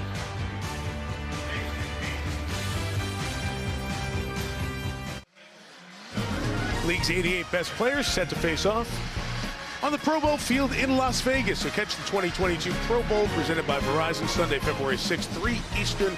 Buy your tickets today at ProBowl.com or watch the excitement on ABC, ESPN, and ESPN Deportes. Jamar Chase, Max Crosby, a couple of the guys who are Pro Bowl selections. 1-score game, 14-17 to go. Carlson to kick. Chris Evans back deep. Go over and get it at the 2. And up the numbers, tackled at the 25-yard line. That's where Cincinnati will start the drive. And NBC's Wildcard Playoff is brought to you by Navy Federal Credit Union. Our members are the mission. By Verizon, the official 5G network of the NFL. By Geico, save even more when you bundle home and car insurance. And by Toyota, let's go places. Last playoff win for each team pictured there, including 1990 AFC wildcard game as the Bengals beat the Oilers. Played on Jan 6, 1991 at Old Riverfront Stadium. First down run with Mixon inside. That was the old turf. Oh, Riverfront Stadium. Really hard. That was the home of the carpet. The home of the Bengals in the 70s, 80s, and 90s. They played their first couple of years at historic Nippert Stadium in Cincinnati, where the University of Cincinnati, led by Luke Fickell, had an exceptional year. This has been as good a football year as this great Queen City has had in quite some time. Will it end with the Bengals playoff win to start 2022 and move on to the final 8? Burrow throws. Uzama's had a nice game tonight, right at the 35-yard line, despite Denzel Perryman trying to pull it away. See, they'll mark him just short. They will, just short of the first down. Yeah, I know the Bengals love to just get in shotgun and throw passes here, but at some point they're going to have to get back to this run game with Joe Mixon. I don't think you want to get in a situation where you're just letting Max Crosby play after play tee off on you in the drop back passing game. That's a good call, because one play could change everything. Crosby's a game wrecker. 3rd and short with a run, and good job by Mixon to bounce off a couple of would-be tacklers and get the hard yard in the first down.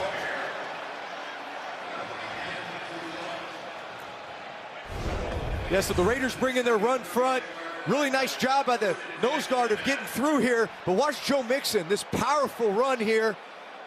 Breaks that tackle, runs through Nassib, through the corner. That's why you have a guy like that.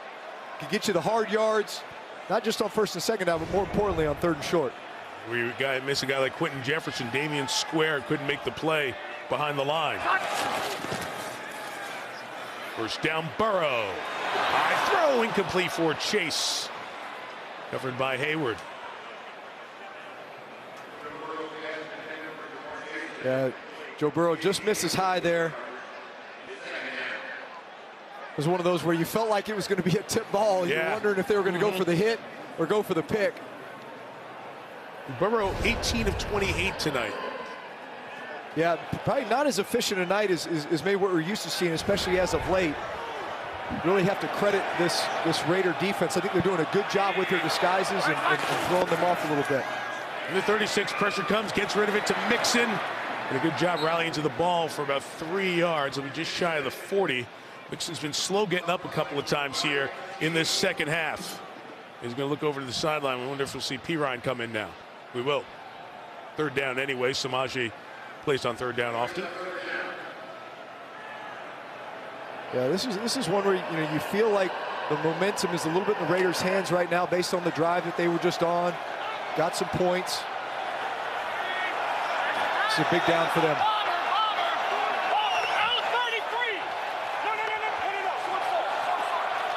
Joe Burrow sounded like he's giving protection calls to the offensive line. And on 3rd and 7, Raiders bring 5. Burrow throws to Chase, who stops and grabs the back shoulder for the first down. Man, those two know each other so well, and they connect in a big spot for 19 yards. Well, the first thing I love is the fact that I can hear him calling out number 33 in protection. So he wants to make sure he's going to get the blitz picked up, and then what does he do? He goes to his one-on-one matchup. His guy, Jamar Chase, short side. So much trust and anticipation on this back shoulder. Jamar Chase knows it's coming, looks at the right time, late hands, and that's just great execution. Chase talked about that with us, those late hands. Said, how long have you had late hands? All the time. That's not an NFL thing. I worked on that at LSU. All my life. Try it again. Got him again. 30-yard line. Biggest players coming up big for the Bengals in this playoff game. Chase is now over 100 yards with grab 9 of the night. Yeah, you get these play action. Mix in these play actions. What that does, just freezing linebackers. Watch these linebackers, they freeze a little bit with that play action fake before bailing out of there, but it opens up these windows for these being able to work the middle of the field, and they're getting more shell defense now from the Raiders. So look for them to work the middle. Two safeties in the back. Pirine stays out, runs. Crosby with the tackle, couple of yards. We'll dive under 10 minutes here in regulation. Talking to Burrow about Chase and Chase about Burrow, it's so fun because they were unbelievable at LSU in 2019 and reunited here in the draft process. We asked Burrow, hey, did you try to go tell him we should get Chase? Like, yeah, well, of course. But he said, I just stayed in the back row, but he did tell Chase, have your bags packed just in case. And they picked up where they left off after smoking the victory cigars in the national championship in 2019. 29. Underneath it is T. Higgins, gets his first catch of the night and a first down at the 20-yard line. Yeah, you really feel like they're finding a rhythm now in the passing game. The ball is getting out of Joe Burrow's hands quickly. Get it to your playmakers in space. Keep moving the chains. Look, they've only stopped him on one drive, Drew, and they scored on all 4 full drives of the half. There's Mixon getting his right ankle, lower leg worked on the bench as Pirine stays in. Yeah, and quite honestly, a lot of this has been in the passing game. They really have not gotten a whole lot going on the ground thus far. A lot of it's been through the air with Joe Burrow. Burrow underneath one more time. Boyd the grab at the 13, using all of his receivers here now. You saw Chase and Higgins. Boyd earlier used Zama on this drive. Yeah, Tyler Boyd is really the Hunter Renfrow of this offense for the Bengals. He plays in the slot a lot, one of the best slot receivers there is in the game. But he runs up, it looks like he's got a 3-way go. He can break out, he can hook it up, or he can break in. He felt the middle of the field open. He broke in. Really good decision by a savvy slot receiver. He's been here for a while. He was here when A.J. Green was here. Said A.J. really taught him so much about how to be a pro. Mixon back in. 2nd and 4. And he'll run it to the right. Stopped at the 10, yards short. Mega 3rd down coming up here with 8 minutes left. You think about all those Bengals names and all those players who were here. I know they didn't have the playoff success. Marvin Lewis built some good teams over the years. They just shot themselves in the foot at the worst time. They made the big mistakes in the big moment. But Marvin really brought this city a winning culture and how they could win, because the Bengals were down for a long time. And you wonder how many of those Bengals former players who connected so well with this city are watching across the country tonight and pulling for not just the franchise but the city to see a playoff win for the first time in a couple of generations. Yeah, I hope they're proud. 3rd and 1 here. Mixon pitch on the edge. Just stopped short. Just stopped short. Had to get inside the 10 there. Yeah, the official chains are on the near side. That's just the guide on the far side. So Jerome Boger's going to stop it here at 7:09 and bring him out. Timeout for a measurement. Thank you. Yeah, a lot of this Bengal run game has been to the outer edges. It's been these toss crack plays, these speed sweeps. Mark, that ball was on the 10. The forward point of that ball when he came down was just on the inside of that 10-yard line. So that mark is pretty darn good. Those down judges and line judges really do a good job with those spots. It's so hard to do. All right, so what are you thinking here if this is short?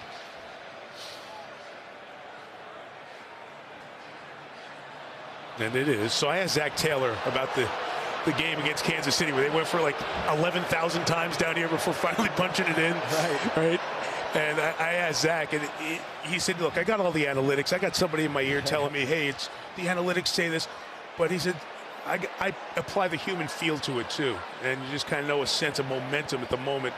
And it'd be very interesting to see, do you try to draw him off here or do you just go for it? Yeah, listen, which you have to. And what he also said was, you know what? We got to go win this game. And also recognize who's on the other side of the field. It was Patrick Mahomes. That's right. But you know what? We've got to go win this game. We've got to go earn it. To win this division, you've got to be aggressive. And so I love that mentality. You know, look, you're here, you're in the 4th quarter, there's 7 minutes left. You're up by 7 points. You kick a field goal here, you make it a 2-possession game. I think you really need to kick the field goal here. Okay.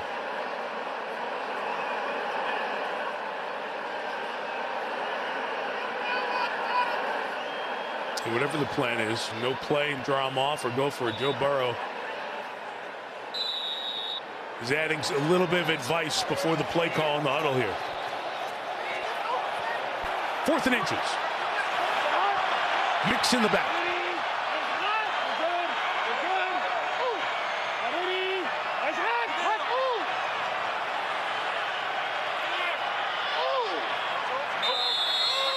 Take the timeout. Timeout, Cincinnati. Their first 30-second timeout. The way he just looked at Zach was that maybe there was a check, and if he got the front that he wanted, he would actually run a play. Interesting. Did you guys do that? You got to show. Did you and Sean do that in New Orleans? Yeah. If like, for example, if that was going to be quarterback sneak, and you felt like, all right, they're giving us a lane or a gap to hit it, well, let's do it. But if they're going to play a gaps defense, which they did, then you know what? We don't like that. We're either going to run outside or we're going to call a timeout and kick the field goal. I like the veteran move by Yannick Ngakoue, too, on the end. See how he stood up. I'm going to try to get you to jump. Exactly. You know? Exactly. Yeah, you see all these defenses. I've seen them more this year than any is you know, kind of that late shift to try to get the offensive line to jump. The rookie McPherson from 28 yards.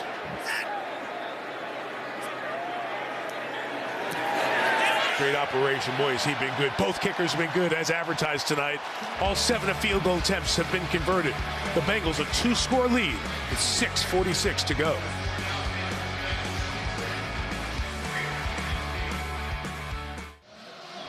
As we said, been a long time. It's been dry in the playoff desert for these teams, among a few others. 0-2 AFC Championship, last win for the Raiders. Dolphins, 2000 AFC wildcard. They've lost their last 4.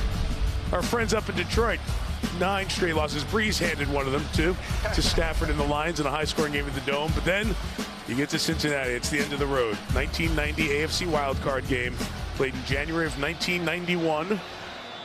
And they have heard about that a lot. This is the first time in that 8-game postseason losing streak that the Bengals have scored more than 20 points in a playoff game. So they're giving them a chance. Tyron Johnson on the return for the Raiders. Had a good one earlier. This one will be shy of the 25 with 6:41 to go. Down 10 for Derek Carr. All right, what's your mindset, quarterback? Couple of timeouts. You need 2 scores, 6:41 to go. Yeah, there's a sense of urgency. You know, you want to get tempo going here. I certainly wouldn't have been in the run game, especially with the fact that the Bengals defensive line is very light. Only 2 defensive linemen up right now just because you've got 2 injuries. Potentially Trey Hendrickson out as well. So, you know, continue to pound the ball, but work with some tempo. Carr scanning, comes back to Renfro.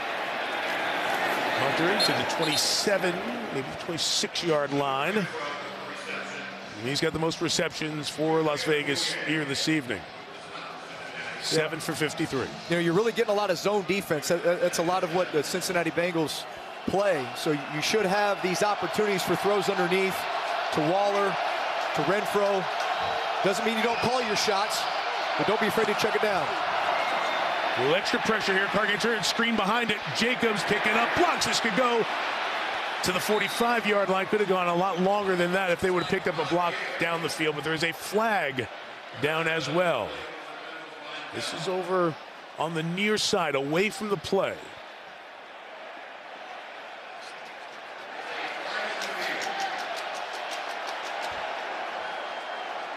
It's thrown at the 35. Line of scrimmage was the 26, and once again we'll get an extended conversation. Looks like it's lineman downfield. Yeah. Obviously, it's a screen play. Took a little bit longer. That's what you always assume in those situations. Looked like Alex Leatherwood was downfield. And those will play out downfield. Offense, 70. 5-yard penalty. Replay, second down. You actually could not have timed this play call any better. You're getting pressure off of the slot, which means you love the screen game. You're going to lure all of these defensive linemen in, and then you're going to drop the screen over the top, which is exactly what they did. It took a little bit longer than normal. So Alex Leatherwood, the right guard, just got a little bit too far down the field there. Back up 5, 2nd and 12. Carr about to get hit, got rid of it. Jacobs not going to get away from those. We have 3rd and 13. We have another flag down. This one's in the secondary with Zay Jones. I think he was held by Awuzie, and it's going to be a first down for the Bengals. The Raiders. Defense, number 22, 5-yard penalty, automatic, first down. Yeah, it's a good call by the officials. Awuzie just got caught flat-footed, felt like he was going to get run by, so he grabbed him. But that really bailed out the Raiders there. You know, they're going to be sitting at 3rd and 10 plus. That has not been good to them today. But instead they get a new fresh set of downs. Turning clock, 5.5 in regulation. Carr's got everything covered. He's just going to get rid of it here. Waller turned it upfield. Trying to work away from Logan Wilson. Wilson's a linebacker. He's got terrific ball skills. He had 10 picks in college, 4 picks this year. Does a good job in coverage. Yeah, it was impressive to listen to the defensive coaches talk about Logan Wilson. Just what a difference he's made for this defense. You know, he plays in the nickel, plays in the dime. He's a great coverage linebacker, really good ball skills. Has 4 interceptions this year as well. 2nd and 10. Big throw here from Carr in the middle, and that's to the 39 and a first down for Waller with 5:20 to go. The Raiders going to need to pick up their pace here with 2 timeouts left and needing 2 scores. Yeah, work in the middle of the field with Waller. That's a guy you just got to continue to feed. He's your big playmaker. 2 starting defensive linemen out for the Bengals. Underneath, Renfro's going to get hit and brought down with a good leg tackle by Wilson. So Trey Hendrickson, their best pass rusher, 5th in the league in sacks. He's been out almost this entire second half. Checked for a concussion. Larry Ogunjobi, the defensive tackle, hurt his leg, so he's out of there. Sam Hubbard just came off the field. He's exhausted, so you got backups all across the board except for DJ Reader on the Cincinnati front. And Carr has some time to hang in there. Incomplete for Foster Moreau. Well covered by Jesse Bates, who's made a couple of big plays in this second half. Yeah, watch Carr's eyes here. Looks like he's reading Josh Jacobs out of the backfield on this choice route. Doesn't get him. So now he's looking across the field at Moreau. Just a little bit late. If he can find him a little bit sooner, great ball placement. To find him a little bit sooner, he'd have a big play. Put it for third down here. Sorry, about 4:32. You need 2 scores. Probably 4 down territory. Carr. Nothing. Edwards was over there. Pass is incomplete. There's no move to bring the punting unit on here at 4th and 5 and 4:27. Yeah, watch Brian Edwards here at the top of this route over here to the left. He gets by the defender. It's an out route. A lot of times the adjustment, you can see where Derek Carr threw it. He was expecting him to take a higher angle. This place is going to go nuts if they get a stop here.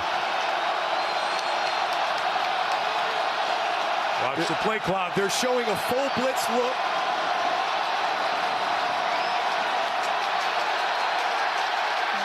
It's the 4th time this half. Timeout, Las Vegas. Their second. 30-second timeout. The Raiders and the play clock, and they weren't ready. And we get to 4th and 5 here.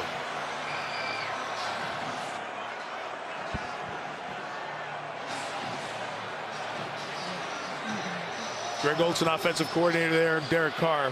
And Carr definitely has something in mind there that he wants. Yeah, it's hard to communicate out there right now. This place is rocking. And they know, 4:27, they close this out on this play. Party will start. Yeah, let's see if they give the same look that they did on that previous snap, which was full blitz. It does not appear to be the case. They've got a deep middle safety in Jesse Bates. Everyone else looks like they're in man coverage on their matchups.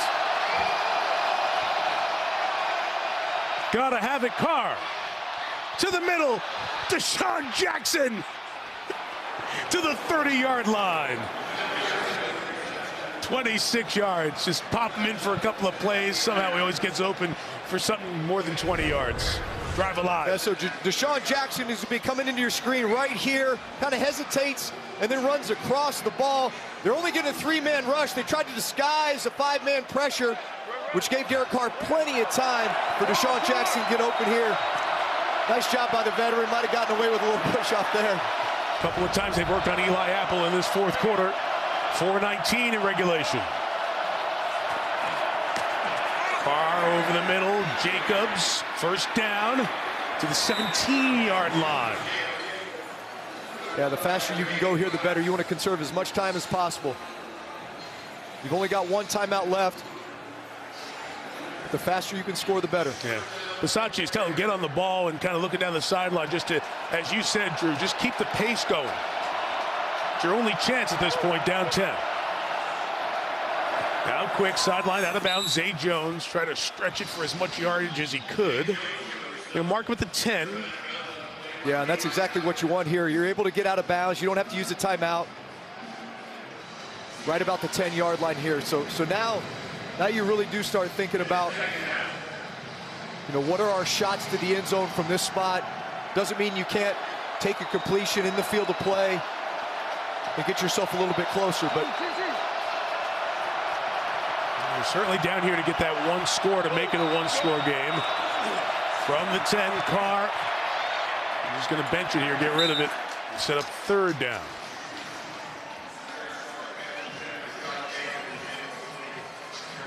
Yeah, 3rd and 3. You're really thinking about your matchups inside, Renfro and Waller. Expect down here in the red zone, what the Bengals like to play is this form of brackets. What does that mean? Safety's going to come down and they're going to choose to double two offensive players. In most cases, it's Waller and Renfro, although Renfro came off the field. Yeah, it just came out. You saw Bisaccia go down and say field goal ready. Yeah, so make sure they're ready. A little more of a heavier personnel with 2 tight ends on the field. 3rd and 3 with a 3-man rush. Carr throws incomplete. They got a piece of it. Sam Hubbard. Yeah, and he's lucky he did, because he had Waller running out the backside here on a shallow cross. Would have been a conversion and maybe a touchdown. Oh, just skipped off the top of his helmet there. Anyway, right?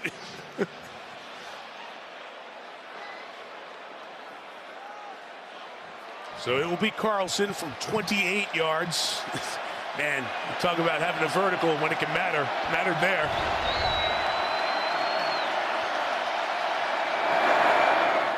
All the field goals have been made. It is a 1-score game. Folks were hoping they would go down and get some points there, and the Raiders did just that.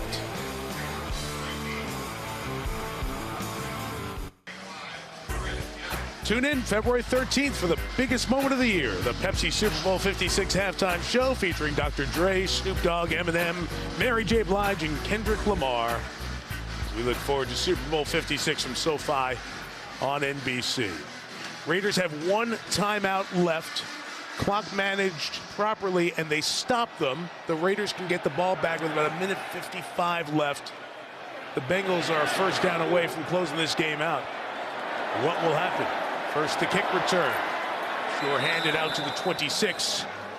Goes Chris Evans. Take a look at our next-gen stats powered by AWS and Jamar Chase. Yeah, outside the numbers, he has been so effective today. So explosive and yet so smooth.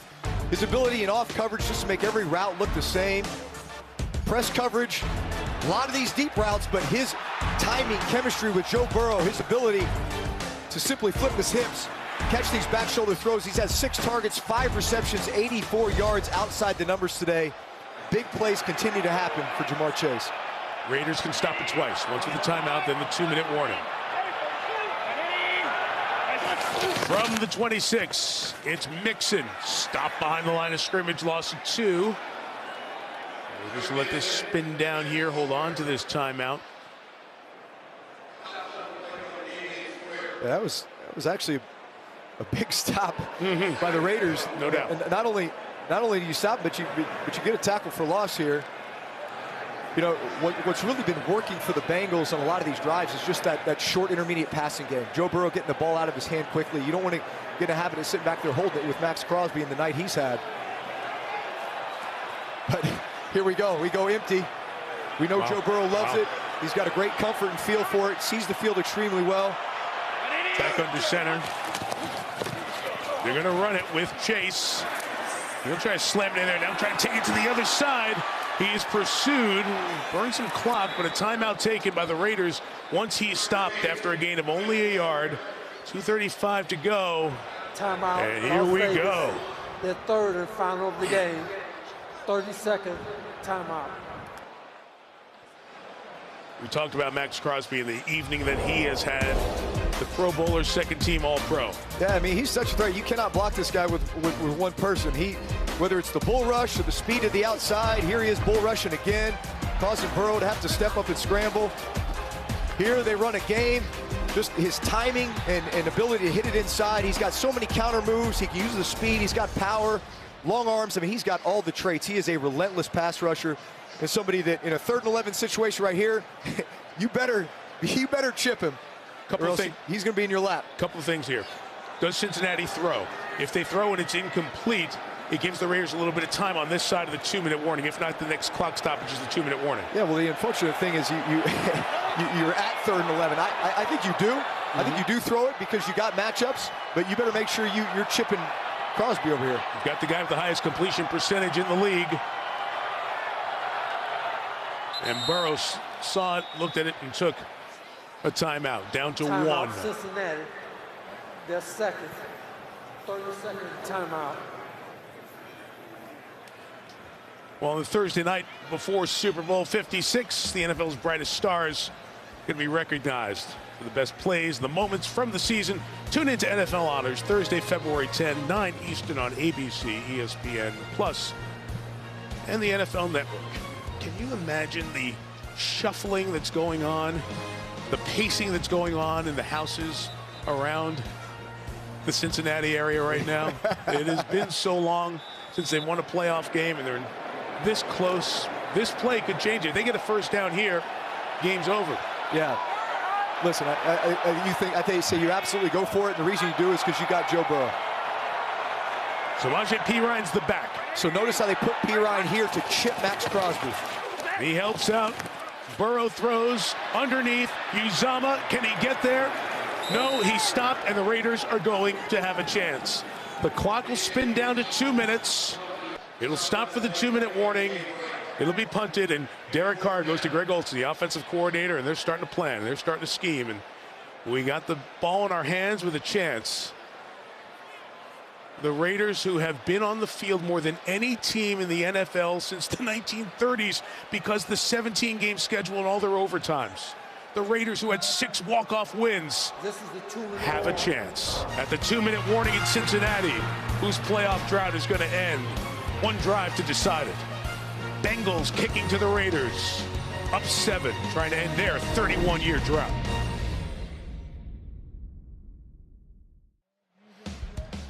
Ian Eagle, Charles Davis are up in Buffalo. They've got the Patriots and the Bills on CBS. Eagles, Bucks on Fox at 1 Eastern tomorrow. Then the Niners and the Cowboys on CBS and Nickelodeon. And then 8:15 Eastern, Al, Chris, and Michelle of the Steelers and the Chiefs on NBC, streaming on Peacock. And on Monday night, Steve Levy and the guys will have the Cardinals and the Rams at SoFi, where everybody's trying to get to for Super Bowl 56 on ESPN. The average net punt from Huber would give the Raiders the ball at the 27-yard line. Hunter Renfrow coming up. It's going to bounce, and they're going to get better than the net average. They'll get it at the 35. 1:51 to go, and here we go. Yeah, how many times have we seen this year, Mike?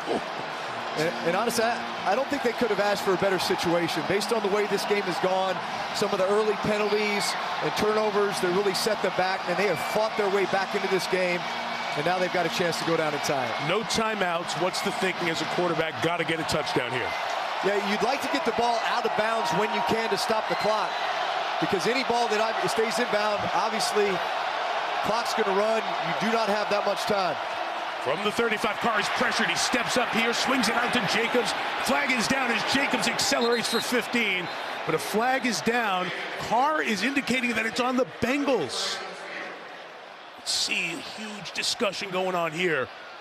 Jacobs ran into midfield. Personal foul. Oh, boy. Roughing the passer. Wow.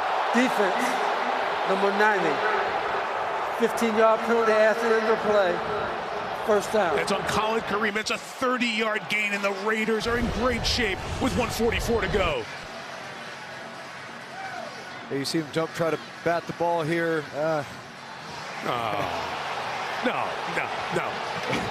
He hit his shoulder. Carr sold it. Yeah. Oh, no. That's a bad call in a bad spot. 35-yard line for the Raiders, 1:44 to go. Carr over the middle. It is incomplete. Tried to get it to Waller, tightly covered. Yeah, this is the same defensive personnel that they played in the 2-minute situation before the end of half. And what they're doing is they're bringing in Trey Flowers, who's a big 6'3" corner, to sit here and match Darren Waller. If they can continue to play man, I see that as a matchup that Derek Carr is going to take advantage of. From the 35, rushing forward, deep drop. Carr will go down. Sacked by B.J. Hill. Clock keeps running. Huge play by Hill. And it's 3rd down now. They got to get to the 25.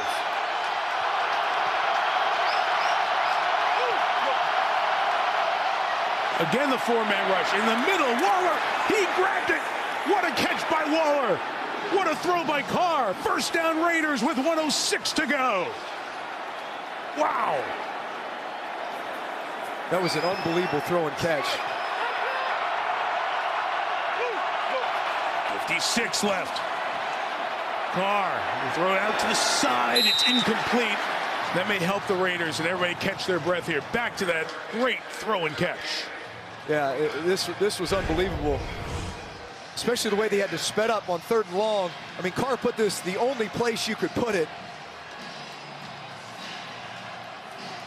An unbelievable play by two unbelievable players. But again, that Waller matchup is one, especially as you get down here in crunch time, that you're going to want to take advantage of. He needs a break. Foster Moreau's the tight end. Renfro's over next to him in the slot. Carr goes it high. Moreau didn't catch it. He was going to get hit anyway. A third down coming up. 45 seconds left. Waller back in.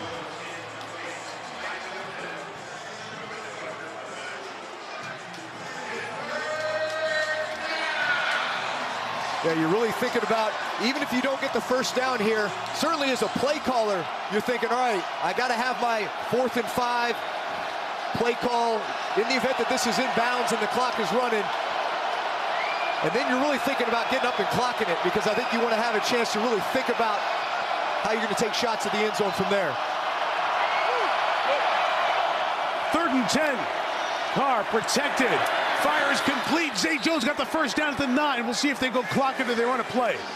Yeah, if they're going to run a play, it just needs to be something really quick. Throw a fade, but definitely a shot to the end zone. Hand signals there from Carr, and he clocks it. 29 seconds left. It's interesting there. He got everybody set, but wasted down to get settled to get 3 shots. Yeah, that's exactly what I would have expected to do, but get the ball clocked faster. You know, Zay Jones runs, he's open there for a while. I'm actually surprised that Cincinnati allowed him to catch the ball in front of him like that. Look at that. Carr said, hey, slide in a little bit. Rarely, I've never seen that, the thumb to move you over here. Well, rarely do you have time to do that.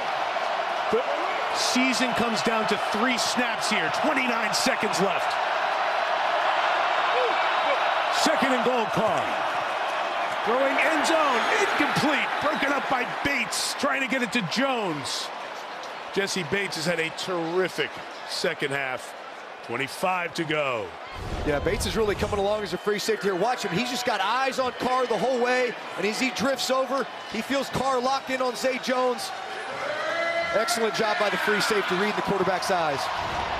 We're all thinking, where's Waller, where's Renfro? The 2 guys who've gotten it so often and they gotta have it. Doesn't mean the other guys can't make a big play. Renfro slot left, Waller slot to the right. Yeah, they're showing 5-man rush, but they drop the ends. 3rd and goal. Here is Carr with time. Escapes, now fires, incomplete, no flag with the contact. We're down to 1 play. It's Hilton against Renfro on the coverage. Yeah, we knew this was going to be a matchup today. Mike Hilton as the slot defender playing against Renfro, and it's so hard to cover.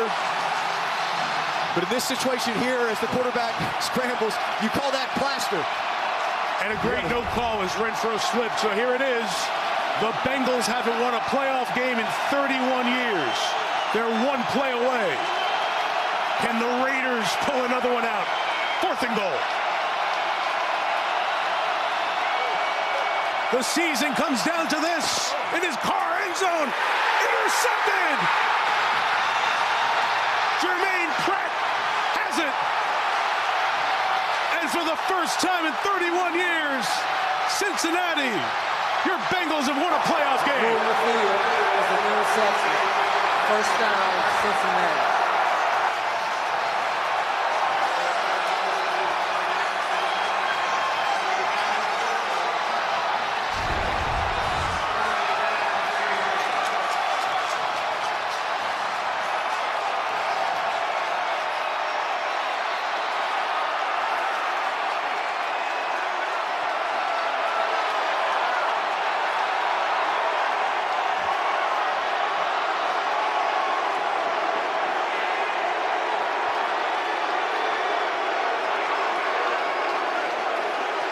What a season for the Raiders. Everything they've dealt with, right down to that last snap. Great leadership shown. But the Bengals move on.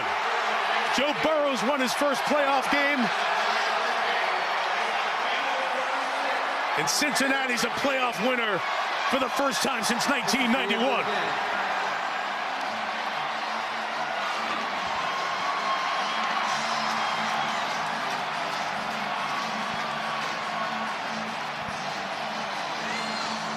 Unbelievable job done by Rich Bisaccia.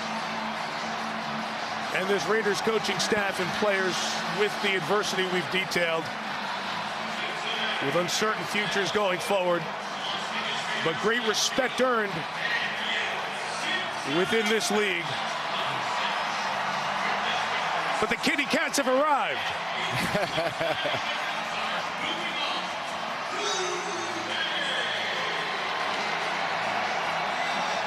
66,277. Largest crowd in the history of Paul Brown Stadium was here to see it. A few 100,000 more will tell you they were here when the Bengals ended the drought. The Raiders have been knocked out. The Bengals advance 26-19.